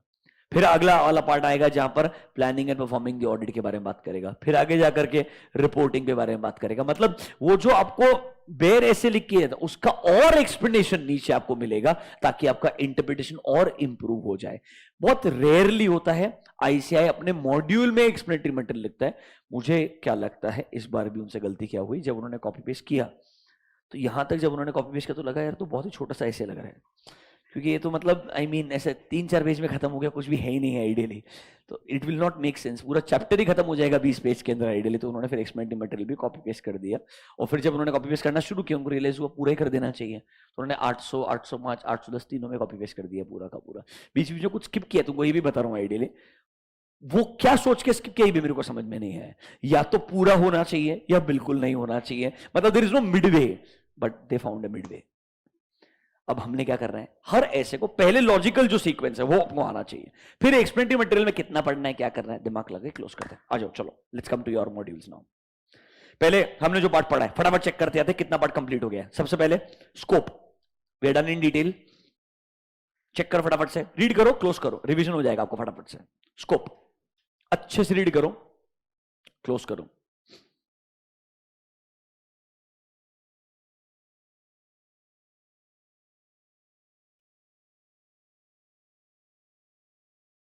लॉजिकल है, नीचे आ जाओ। What is special purpose framework? Okay, it is designed for the needs of specific users, उतना ही लाइन है। नीचे देखो पॉइंट नंबर 2 क्या बोलता है, दिस कैन बी इधर फेयर प्रेजेंटेशन और कंप्लायंस, ऑब्वियसली डिपेंड करेगा। ऑलरेडी बताया आपको ये चीज। नेक्स्ट एग्जांपल्स देखिए, ऑलरेडी बताया है, डन एग्जांपल्स पक्का। नेक्स्ट अगला point, difference between special purpose and general purpose framework, already मालूम है। अब नीचे आ जाओ, considerations when accepting such engagements. Is it 210? जब आप 210 लगा रहे हो तो आपको समझना पड़ेगा इंटेंडेड यूजर्स कौन है, पर्पस क्या था, मैनेजमेंट ने किस तरीके से इसको इवैल्यूएट किया। आइए देखते हैं जरा क्या बोलते हैं। इन case of special purpose financial statements, हमने इंफॉर्मेशन नीड क्या है मेरे यूजर्स का, ये एक इंपॉर्टेंट फैक्टर है बिफोर एक्सेप्टिंग कि मैंने ये एंगेजमेंट लेना चाहिए। मतलब इंपॉर्टेंट वर्ड क्या है, इंटेंडेड यूजर का नीड्स क्या है, ये ऑलरेडी आपने लिखा है 210 के अंदर 3 पॉइंट आपने ऑलरेडी नोटबुक में लिखा है, purpose and the intended user. बराबर है कि नहीं है? अगले पेज पे आइए। सर एप्लीकेबल एफआरएफ में encompass financial reporting standards established by an organization that is authorized or recognized to promulgate standards for special purpose financial. promulgate नीचे लिखिए promote, मतलब बेसिकली हो सकता है स्पेशल पर्पस फाइनेंशियल स्टेटमेंट्स बनाने का रिक्वायरमेंट आपको किसी ऐसे ऑर्गेनाइजेशन ने दिया होगा जिसके पास में अथॉरिटी है नए स्टैंडर्ड्स बना के आपको देने के लिए. अब एक बात सोचिए, इसके अंदर मेरा रेगुलेटर भी आ सकता है, इसके अंदर मेरा एनएफआरए आ सकता है जो बोलता है मेरे को कि भाई सीएजी एनएफआरए जो आपको रिक्वायरमेंट बनाता है इस एंटिटीज के लिए स्पेशल पर्पस फाइनेंशियल स्टेटमेंट्स बना के भी ऑडिटिंग किया जाएगा. गवर्नमेंट कंपनीज में गवर्नमेंट ग्रांट अगर दे रहा है तो सीएजी पक्का बोल सकता है इसके रिगार्डिंग मुझे स्पेशल पर्पस का अलग से ऑडिटिंग करवा के चाहिए. याद है क्या आपके सीएजी के पास पावर था सप्लीमेंट्री ऑडिट करवाना, टेस्ट ऑडिट करवाना. अब वो supplementary audit was part of my statutory audit, but test audit can be any part of my financial statement that can be prepared for special purpose also. 143(567) under Companies Act intermediate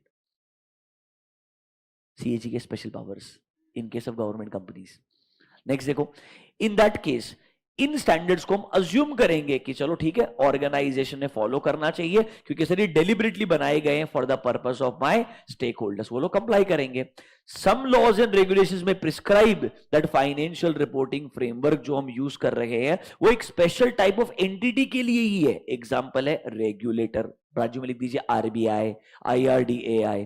अगर एक regulator ने बोल दिया है कि आपको financial reporting provisions को meet करना पड़ेगा उसके रिक्वायरमेंट्स को मीट करने के लिए, अब आरबीआई बोलता है इनकम रिकॉग्निशन के नॉर्म्स क्या हैं, एनपीए के रिगार्डिंग प्रोविजन के नॉर्म्स क्या हैं, ये हर बैंकिंग कंपनी ने फॉलो करना है तो फॉलो करना पड़ेगा. एनबीएफसी का फ्रेमवर्क बना के दिया है तो आपको कंप्लाई करना पड़ेगा. उसमें आपका रिपोर्टिंग पैकेज भी बदल जाएगा. आपका फॉर्मेट ऑफ बैंकिंग कंपनी का financial statement it is not same as normal schedule 3, it is a different format. For NBFC it's a different format. अगर आपको बोला है कि आपको उसके हिसाब से काम करना है तो आपके पास कोई ऑप्शन नहीं होता है. आपको बताना पड़ेगा अपने ऑडिट रिपोर्ट में कि भाई ये जो फाइनेंशियल स्टेटमेंट्स है इसमें कुछ चीजों के रिगार्डिंग आरबीआई के नॉर्म्स को हमने कंप्लाई किया है. आगे देखिए, where financial reporting standards referred to above are supplemented by legislative or regulatory requirement, 210 will require the auditor to determine. क्या कोई कॉन्फ्लिक्ट तो नहीं है हमारे नॉर्मल फाइनेंशियल रिपोर्टिंग स्टैंडर्ड्स में एंड अदर रिक्वायरमेंट्स में जो हमें प्रिस्क्राइब करके दिए गए. मतलब सर आपको ये कंसिडर करना पड़ेगा जिस फ्रेमवर्क के हिसाब से यहाँ मैनेजमेंट फाइनेंशियल स्टेटमेंट बना रहा है एंड नॉर्मली इंडिया में जिस फ्रेमवर्क से फाइनेंशियल स्टेटमेंट बनाए जाते हैं उनमें कॉन्फ्लिक्ट तो नहीं है. कॉन्फ्लिक्ट होता है तो आपको देखना पड़ेगा लॉ ने इसको एड्रेस किया है क्या. फॉर एग्जांपल कंपनीज एक्ट बोलता है ये सारे सेक्शंस बैंकिंग कंपनी के लिए अप्लाई होते हैं अनलेस बैंकिंग रेगुलेशन एक्ट में स्पेसिफिक सेक्शन दिया. बोलता कि नहीं बोलता ऐसा.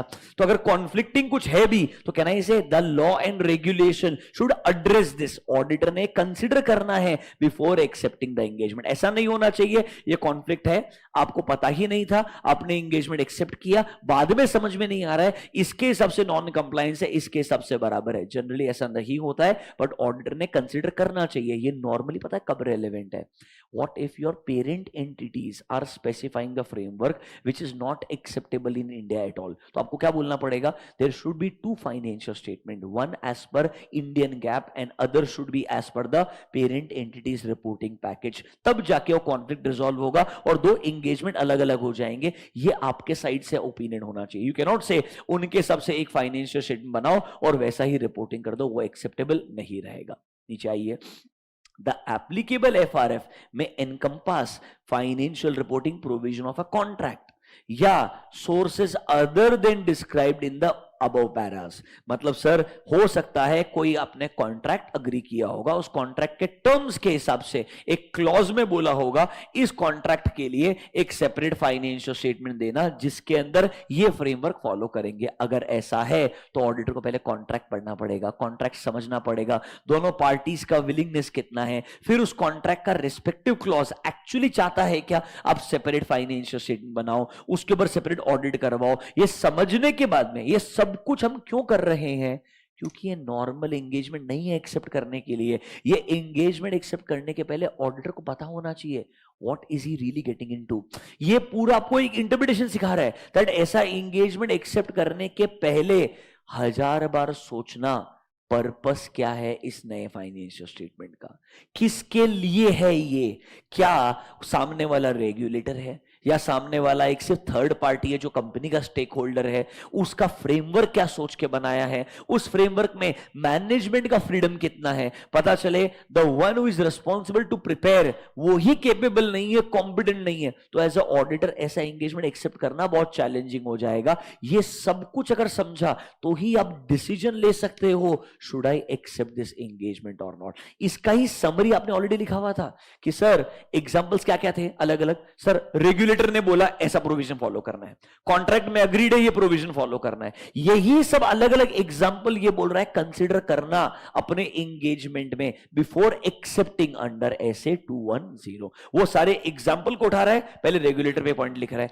फिर वो कॉन्ट्रैक्ट वाला एग्जांपल उठा रहा है उसके ऊपर पॉइंट लिख रहा है, हर जगह यही बोलेगा एंगेजमेंट टर्म्स एक्सेप्ट करने से पहले purpose, intended user and is it not conflicting with anything else, ये चीज देख करके डिसाइड करना should I accept this engagement or not। मतलब बच्चों ये लिटरली एंगेजमेंट टर्म्स वाला जो पार्ट है ना, इसमें उसने क्या किया, सारे एग्जाम्पल उठाए, एग्जाम्पल 1 2 3 तीनों को उठाया, मिक्स किया, प्लस बोल दिया अप्लाई ऐसे 210, सारे एग्जाम्पल लिस्ट किए लाइन से, रेगुलेटर वाला, प्रोविजन वाला, आपका जनरली थर्ड पार्टीज के थ्रू, और उसके बाद सब जगह क्या बोल दिया, इवैल्यूएट करना, पर्पस क्या है, इंटेंडेड यूजर क्या है, फिर डिसाइड कर एक्सेप्ट कर सकता है कि नहीं कर सकता है। लास्ट पॉइंट पढ़ के देखो, देखो in case of special purpose framework ये भी इंपॉर्टेंट है कि पर्टिकुलर एंगेजमेंट का एट्रीब्यूट एग्जिबिट करता है acceptable framework in the matter of professional judgement. मतलब फाइनली जो भी वो बॉक्स बोल रहा है ना, ये एक्सेप्टेबल भी लगता है क्या मेरे को, मतलब मेरे जजमेंट में वो जो फ्रेमवर्क है एकदम अनरियलिस्टिक तो नहीं है क्या, वो फ्रेमवर्क एमटीएम के बेसिस पे अकाउंटिंग करने के लिए बोलता है कि यार एक काम करो, फ्यूचर में जो जो सब आ सकता है सब उस सब से अकाउंटिंग कर लो। सिर्फ फ्रेमवर्क दो पार्टी ने अग्री किया है, पर वो लॉजिकल तो होना चाहिए। देखो अल्टीमेटली साइन किसने करना है, ऑडिटर ने करना है। अगर वो फ्रेमवर्क मेरे जजमेंट में एकदम ही एक्सेप्टेबल नहीं है, भले उन्होंने अग्री कर लिया होगा, पर मैंने अग्री करना जरूरी नहीं है ना यार। Should I accept this engagement terms और नॉट, ये किस पे डिपेंडेंट है, मेरे पे डिपेंडेंट है। ये पूरा पॉइंट ऑफ डिस्कशन एक ही है, are you comfortable with this engagement.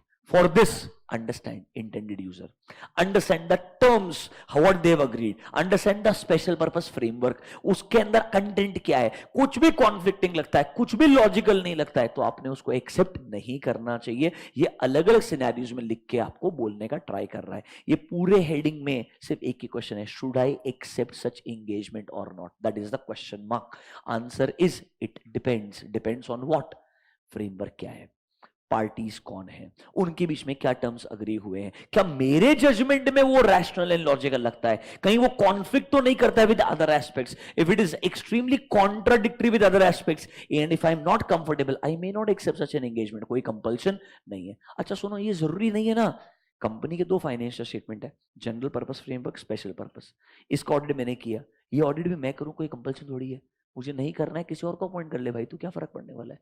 Obviously company चाहेगा मैं ही करूं, क्योंकि वो एंगेजमेंट इजी हो जाएगा, because I will have a good understanding of the entities business, it is easier ideally. But कहीं स्टैंडर्ड में नहीं बोला कंपल्शन है कि तुम्हारे दो फाइनेंशियल स्टेटमेंट है, तुमने नॉर्मल वाला अगर ऑडिट किया तो स्पेशल वाला भी तुमको ही करने का है, कुछ कंपल्शन नहीं है ऐसा। अच्छा ऐसा भी नहीं है कि अगर नॉर्मल वाला बनाया तो स्पेशल वाला नहीं बनाना पड़ेगा, या स्पेशल बनाया तो नॉर्मल नहीं बनाना पड़ेगा। भाई इंडिया के अंदर अगर रहने का एज अ कंपनी को, तो कंप्लायंस रिक्वायरमेंट के हिसाब से एज पर आई गैप अकाउंटिंग करना पड़ेगा, उसका फाइनेंशियल स्टेटमेंट बना के आरओसी को सबमिट करना पड़ेगा, एनुअल रिटर्न फाइल करना पड़ेगा। बराबर है कि नहीं है, वो रिक्वायरमेंट तो बाय डिफॉल्ट रहने वाला है, that really can not change. समझ में आया क्या।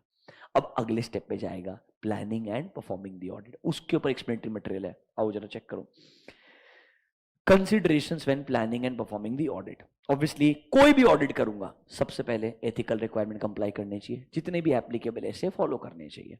अब कुछ ऐसे रेलेवेंट नहीं रहेंगे तो वो नहीं रेलेवेंट तो नहीं फॉलो करूंगा। देखो number 1, SA 200 requires auditor to comply with all relevant ethical requirements as well as all important essays which are relevant for my audit।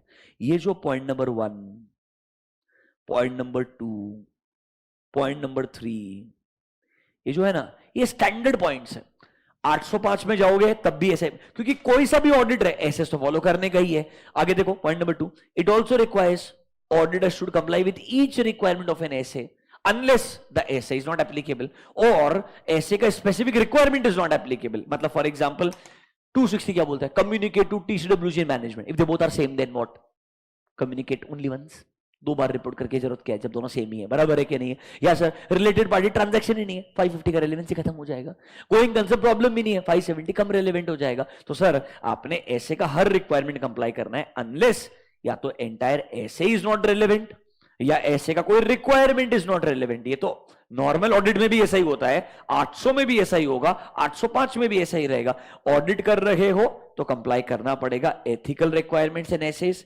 Number 2, audit में सारे एसेस कंप्लाई करने चाहिए unless they are not applicable. 1 and 2 logical एकदम. Third point, in exceptional circumstances auditor may जज कि क्या मुझे depart करने की जरूरत है अपने एसे से, मतलब is there a alternative procedure जो मुझे बेहतर तरीके से कंफर्ट देगा. हर बार बोलते हैं ऑडिट के अंदर भी एसेस फॉलो करो, तुमको लगता है एसेस के बियॉन्ड जाना है जा सकते हो, कोई बेटर तरीका अगर तुम्हारे पास है क्यों नहीं फॉलो करने का, कोई प्रॉब्लम नहीं है, आप बिंदास फॉलो करो. फॉर एग्जाम्पल आज एसेस में आपको CAAT computer assisted audit technique use करना चाहिए, किधर लिखा है? नहीं लिखा है ना. डेटा एनालिटिक्स यूज करना है, किधर लिखा है? एसएस के अंदर. पर हम यूज करते कि नहीं करते? करते हैं ना. अगर आपको पता है ह्यूज वॉल्यूम ऑफ डेटा, आपके audit tools which are driven by AI will give you a better comfort over this. Why can't you use this? आप बिंदास यूज करो, कोई दिक्कत नहीं है. कंप्लायंस प्रोसीजर में क्या बोलता है? कंट्रोल एग्जिस्ट करता है क्या? कंट्रोल ढंग से ऑपरेट करता है क्या? सैंपल निकाल. जब मेरे पास में वर्चुअल एसीपी हो सकता है जो एक्चुअल एसीपी के सारे ट्रांजेक्शन पास थ्रू करके बताएगा सारे ट्रांजेक्शन बराबर है कि नहीं है. सैंपलिंग क्यों लगाऊं फिर मैं? Can I depart from the essay? Yes. When I have a system which can check all transactions, why should I apply sampling? Sampling is not suitable, rather I have a better option. तो ऐसे depart करना allowed है if you believe alternative procedure is better. ये normal cases में भी allowed है, यहां पर कुछ अलग नहीं. ये point number 1 2 3 4 is a normal point जो हर ऑडिट में होता है. इधर भी बोला है कंसिडर करना चाहिए. Read 1 2 3 4 again.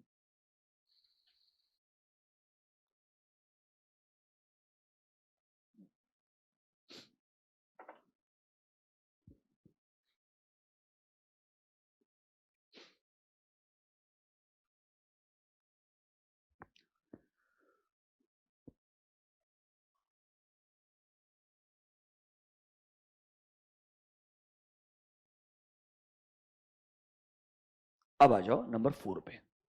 यहां पर मेरे को लगता है एमसीक्यू आ सकता है. ये आपको एग्जाम्पल देगा. ये एक्सप्लेनेटरी मटेरियल से अच्छे एग्जाम्पल उठाए हैं कि कभी कभी जो ऐसे हम नॉर्मल ऑडिट में लगाते हैं एंड जब सेम ऐसे हम स्पेशल पर्पस ऑडिट में लगाएंगे. I am using the word special purpose audit because it is a audit of financial statements which are for special purpose. So जैसे उन्होंने स्पेशल पर्पस फ्रेमवर्क के फाइनेंशियल स्टेटमेंट को बोल दिया स्पेशल पर्पस फाइनेंशियल स्टेटमेंट, मैं audit बना दिया हूं उसको बोल रहा हूं स्पेशल पर्पस ऑडिट. सही बोल रहा हूं? ऐसा ही होता है. तो sir 320 I apply in normal audit, same 320 I apply in special purpose audit, there will be little bit difference. यहां पर हम जनरल यूजर्स के बारे में सोच रहे हैं, यहां पर हम स्पेसिफिक यूजर के बारे में सोचेंगे. तो ये आपको एग्जांपल्स दे रहा है, कुछ ऐसे इसका इंटरप्रिटेशन एंड एप्लीकेशन बदल जाएगा. देखिए point number 4, application of some of the SAs in case of special purpose financial statement may require special consideration. Example number 1, जब आप materiality ऐसे 320 में डिटरमाइन कर रहे हो, जब आप जजमेंट को यूज करते हो कि भाई कौन सा मैटर मटीरियल होगा फॉर माय यूजर्स, आप लोग जनरली क्या कंसिडर करते हो? common financial information needs of users as a group. Are we considering general users? Yes. But ये कौन सा engagement है? स्पेशल पर्पस एंगेजमेंट है. तो हमने जजमेंट किसके पॉइंट ऑफ व्यू से लगाना चाहिए? इस लाइन को मार्क कीजिए. We should consider the information needs of intended users. इसीलिए बोला था स्टार्टिंग में आपके इंटेंडेड यूजर कौन है, अगर वो नहीं समझेगा तो आगे एसेस के एप्लीकेशन में भी प्रॉब्लम आएगा. थिंक अबाउट किसके लिए ये रिपोर्ट बना रहे हो, उसको समझना चाहिए, उसके पॉइंट ऑफ व्यू से मैंने ऑडिट करना चाहिए. तो सर उसके लिए कुछ मटेरियल है तो मेरे लिए मटेरियल होगा. याद करो 320 में मटेरियलिटी क्या होता है? एनी अमाउंट और transaction which can influence the decision of my users.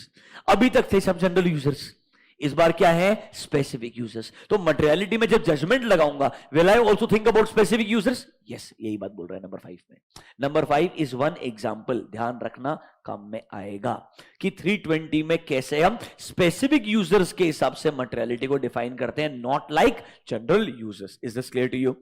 नीचे आओ next.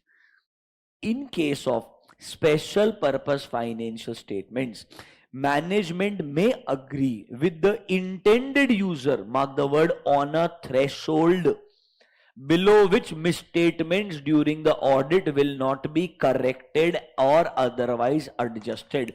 Classic example, parent company खुद मटेरियलिटी बेचता है सब्सिडरी को और बोलता है इसके नीचे चीजें मेरे लिए क्या है, इममटीरियल है। क्या इसका मतलब यह है एज अ ऑडिटर मैं उसको छोड़ ही दूं, ऑडिट ही ना करूं? नहीं। सी, तुम्हारे बीच में एग्रीमेंट है कि हम 50 लाख के नीचे की गलतियां ठीक नहीं करेंगे, पर मेरे को तो 40 लाख की गलती भी ढूंढनी पड़ेगी, 10 लाख की गलती भी ढूंढनी पड़ेगी। मेरा काम है सारी गलतियां ढूंढना। Are you understanding that? जो मेरे ऑडिट में मिलता है, हो सकता है कंपनी एंड थर्ड पार्टी ने अग्री किया होगा इस थ्रेशोल्ड के नीचे की गलतियां हम क्या नहीं करेंगे, एडजस्ट नहीं करेंगे। आगे देखो, the existence of such a threshold, point number 7 को मार्क करना, इंपॉर्टेंट फॉर एमसीक्यू। 100% बोलता हूं, अगर परेशान करना हुआ ऐसे ही एरियाज पे क्वेश्चन बनाएगा कि सर कंपनी ने एंड थर्ड पार्टी ने तो एक थ्रेशोल्ड अग्री कर लिया था, इसके नीचे की गलतियां हम एडजस्ट करने वाले नहीं है, दोनों अग्रीड थे, तुम उनके हिसाब से ऑडिट कर रहे हो तो तुमने भी ये कंसीडर करना चाहिए। ढंग से पढ़ना क्या बोलता है, ऐसा threshold does not relieve the auditor from determining materiality as per 320, because इसका मतलब हो गया आप 320 को कंप्लीटली इग्नोर कर रहे हो। ऐसा नहीं कर सकते हो तुम, मटेरियलिटी तुम्हारे हिसाब से डिसाइड करना, उन्होंने अपने खुद के हिसाब से एग्री किया होगा, बाद में तुम बता दो मेरे को 40 लाख की इतनी गलतियां मिली, तुमको सिग्निफिकेंट लगती कि नहीं लगती तुम्हारी मर्जी है। मेरा काम बनता है नॉर्मल मटेरियलिटी लगा करके बढ़िया से ऑडिट करना।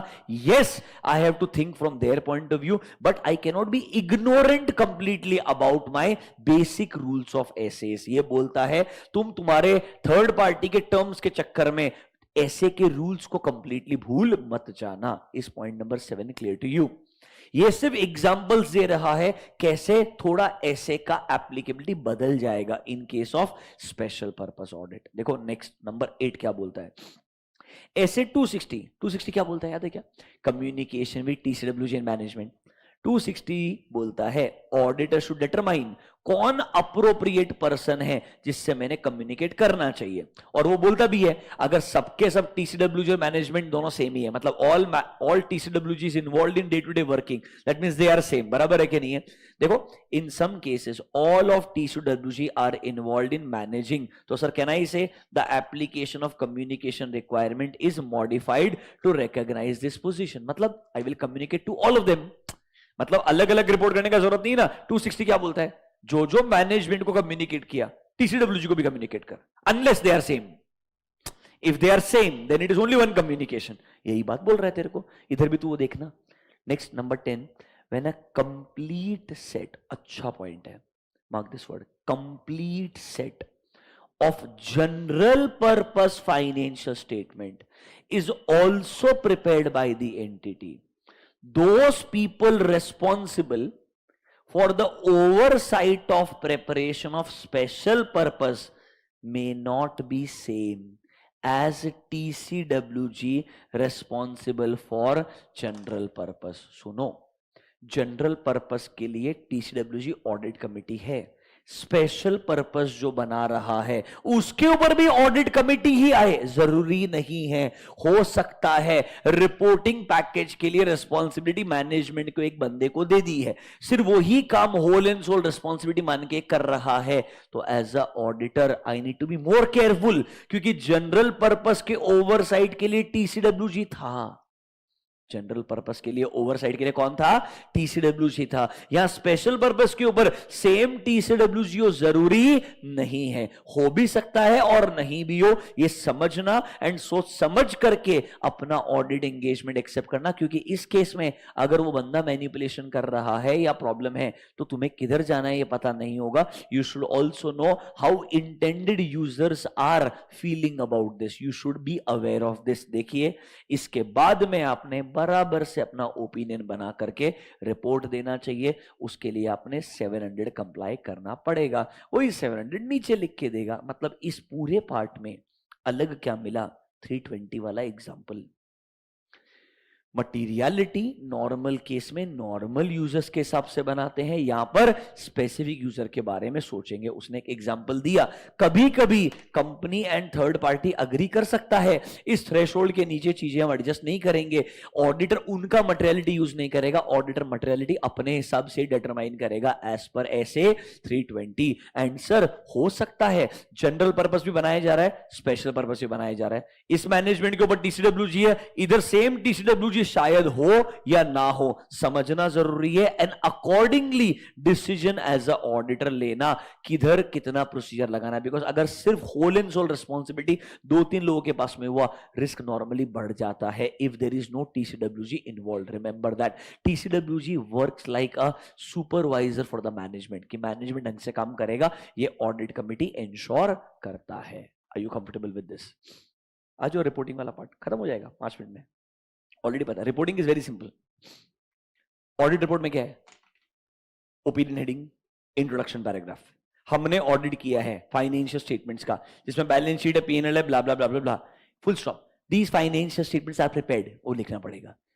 रिस्पॉन्सिबिलिटी किसका है? मैनेजमेंट का, वो लिखना पड़ेगा। मोस्ट इंपॉर्टेंटली ईओएम पैराग्राफ, वही चीज है। मस्त पढ़ के क्लोज करते हैं। देखो 700 चाहता है ऑडिटर ने इवैल्यूएट करना चाहिए whether financial statements adequately refer and describe applicable FRF. अगर एग्जांपल देखिए, आपने फाइनेंशियल स्टेटमेंट्स को बनाया है इन accordance with the provision of a contract, हमने देखना चाहिए उनका सिग्निफिकेंट इंटरप्रिटेशंस जिसके ऊपर फाइनेंशियल स्टेटमेंट्स प्रिपेयर्ड है वो एडिक्वेटली डिस्क्राइब्ड है क्या। जैसे कि हमने इस एग्जांपल में, एग्जाम्पल दिमाग में रखना जो बोलता हूं, हमने क्लियरली बोला, रीड दिस लाइन, हमने ऑडिट किया फाइनेंशियल स्टेटमेंट्स का। ये एग्जाम्पल कॉन्ट्रैक्ट के प्रोविजन के ऊपर ही है। क्लियरली देखो, the financial statements are prepared by management which is based on financial reporting provision। Specifically section या क्लॉज का रेफरेंस है कॉन्ट्रैक्ट में, किधर लिखा है, कॉन्ट्रैक्ट का डेट लिखा है, किस पार्टी के बीच में वो लिखा है, and the word the contract भी लिखा है। मतलब यहां पर क्लियरली बोला है फाइनेंशियल स्टेटमेंट्स को बनाने के लिए फाइनेंशियल रिपोर्टिंग फ्रेमवर्क किधर से आया है, वो क्या है, क्लियर मेरे को अंडरस्टैंडिंग होना चाहिए एंड एडिक्वेटली डिस्क्राइब्ड होना चाहिए। कोई जाके पढ़े तो उसे परफेक्ट समझ में आना चाहिए। Is this point clear to you?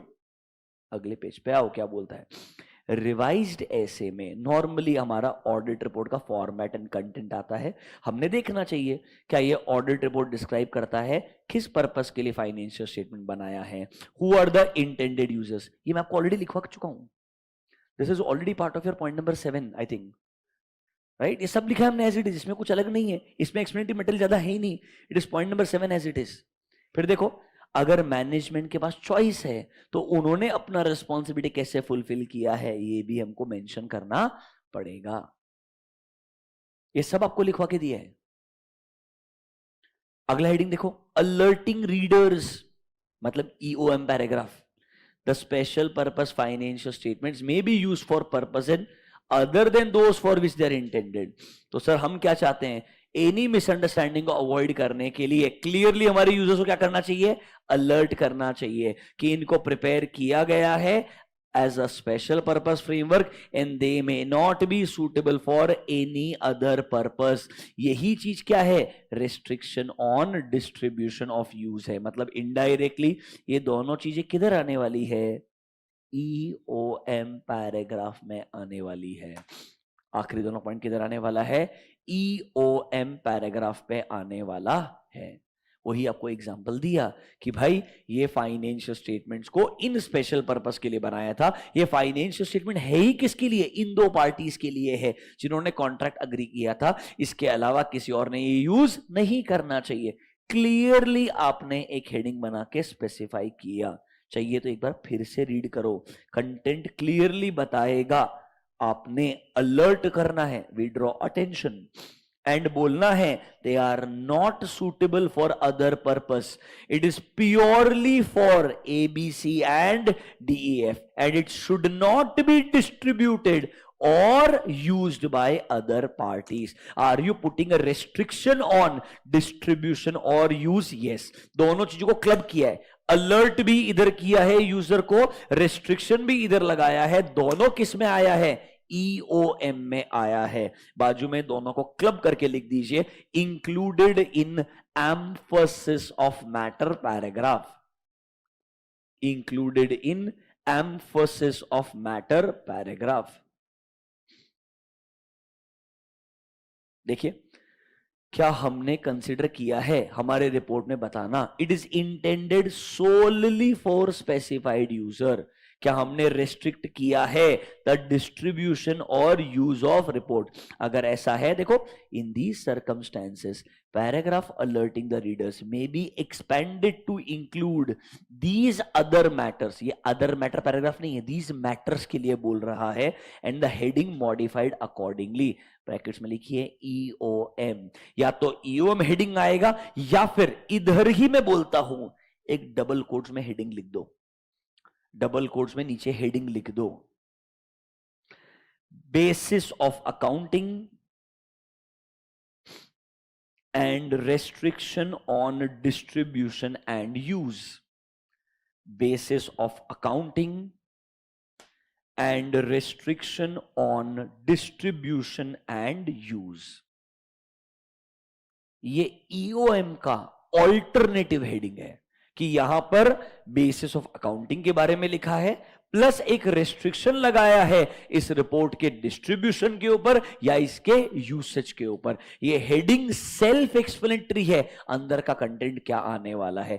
706 जो आपका EOM पैराग्राफ है ना, वो बोलता है या तो हेडिंग EOM यूज करो या कोई भी अदर सूटेबल हेडिंग जो आपको अप्रोप्रिएट लगता है, बट अदर सूटेबल हेडिंग तब आएगा जब वो दूसरा अदर ऐसे अलाउ करता है। यहां पर 800 खुद अलाउ कर रहा है, इसलिए 706 का इंटरप्रिटेशन बदल गया है कि EOM की जगह कोई और हेडिंग भी आ सकता है। थोड़ा ऐसे 800 अभी समझ में आया क्या? देखो, टाइम इन्वेस्ट करना पड़ेगा एक बार में बराबर। आप अगर एक्चुअली सोचो तो ये समरी आपके पास ऑलरेडी था, आपको बस क्या आना चाहिए था? 320 मटेरियलिटी वाला एग्जांपल और आना चाहिए। नोटबुक में जाओ, एक लास्ट पॉइंट लिखो। कितने पॉइंट हो गए हमारे? 7 पॉइंट हो गए। Right down point number 8।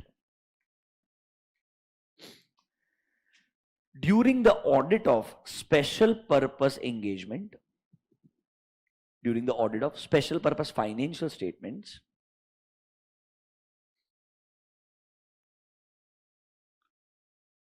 during the audit of special purpose financial statements, application of certain essays, application of certain essays may change or require special consideration, may change or require special consideration. Example number 1, as per SA 320, ये heading था, इसमें example number 1, as per SA 320, materiality should be determined on the basis of needs of intended users rather than general users, rather than general users। Generally हम almost all users के point पे सोचते हैं, यहां पर intended user के point पे सोचेंगे। Number 2, even if company and intended user has determined a threshold,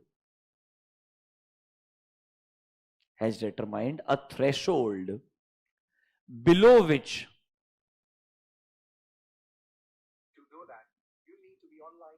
below which they will not make adjustments, comma, auditor should still consider threshold as per SA 320. Auditor should still consider threshold as per SA 320. And the last one, sometimes TCWG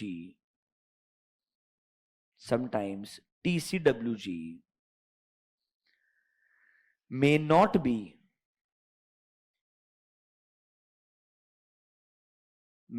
be responsible for oversight of financial statements prepared as per special purpose framework. Prepared as per special purpose framework.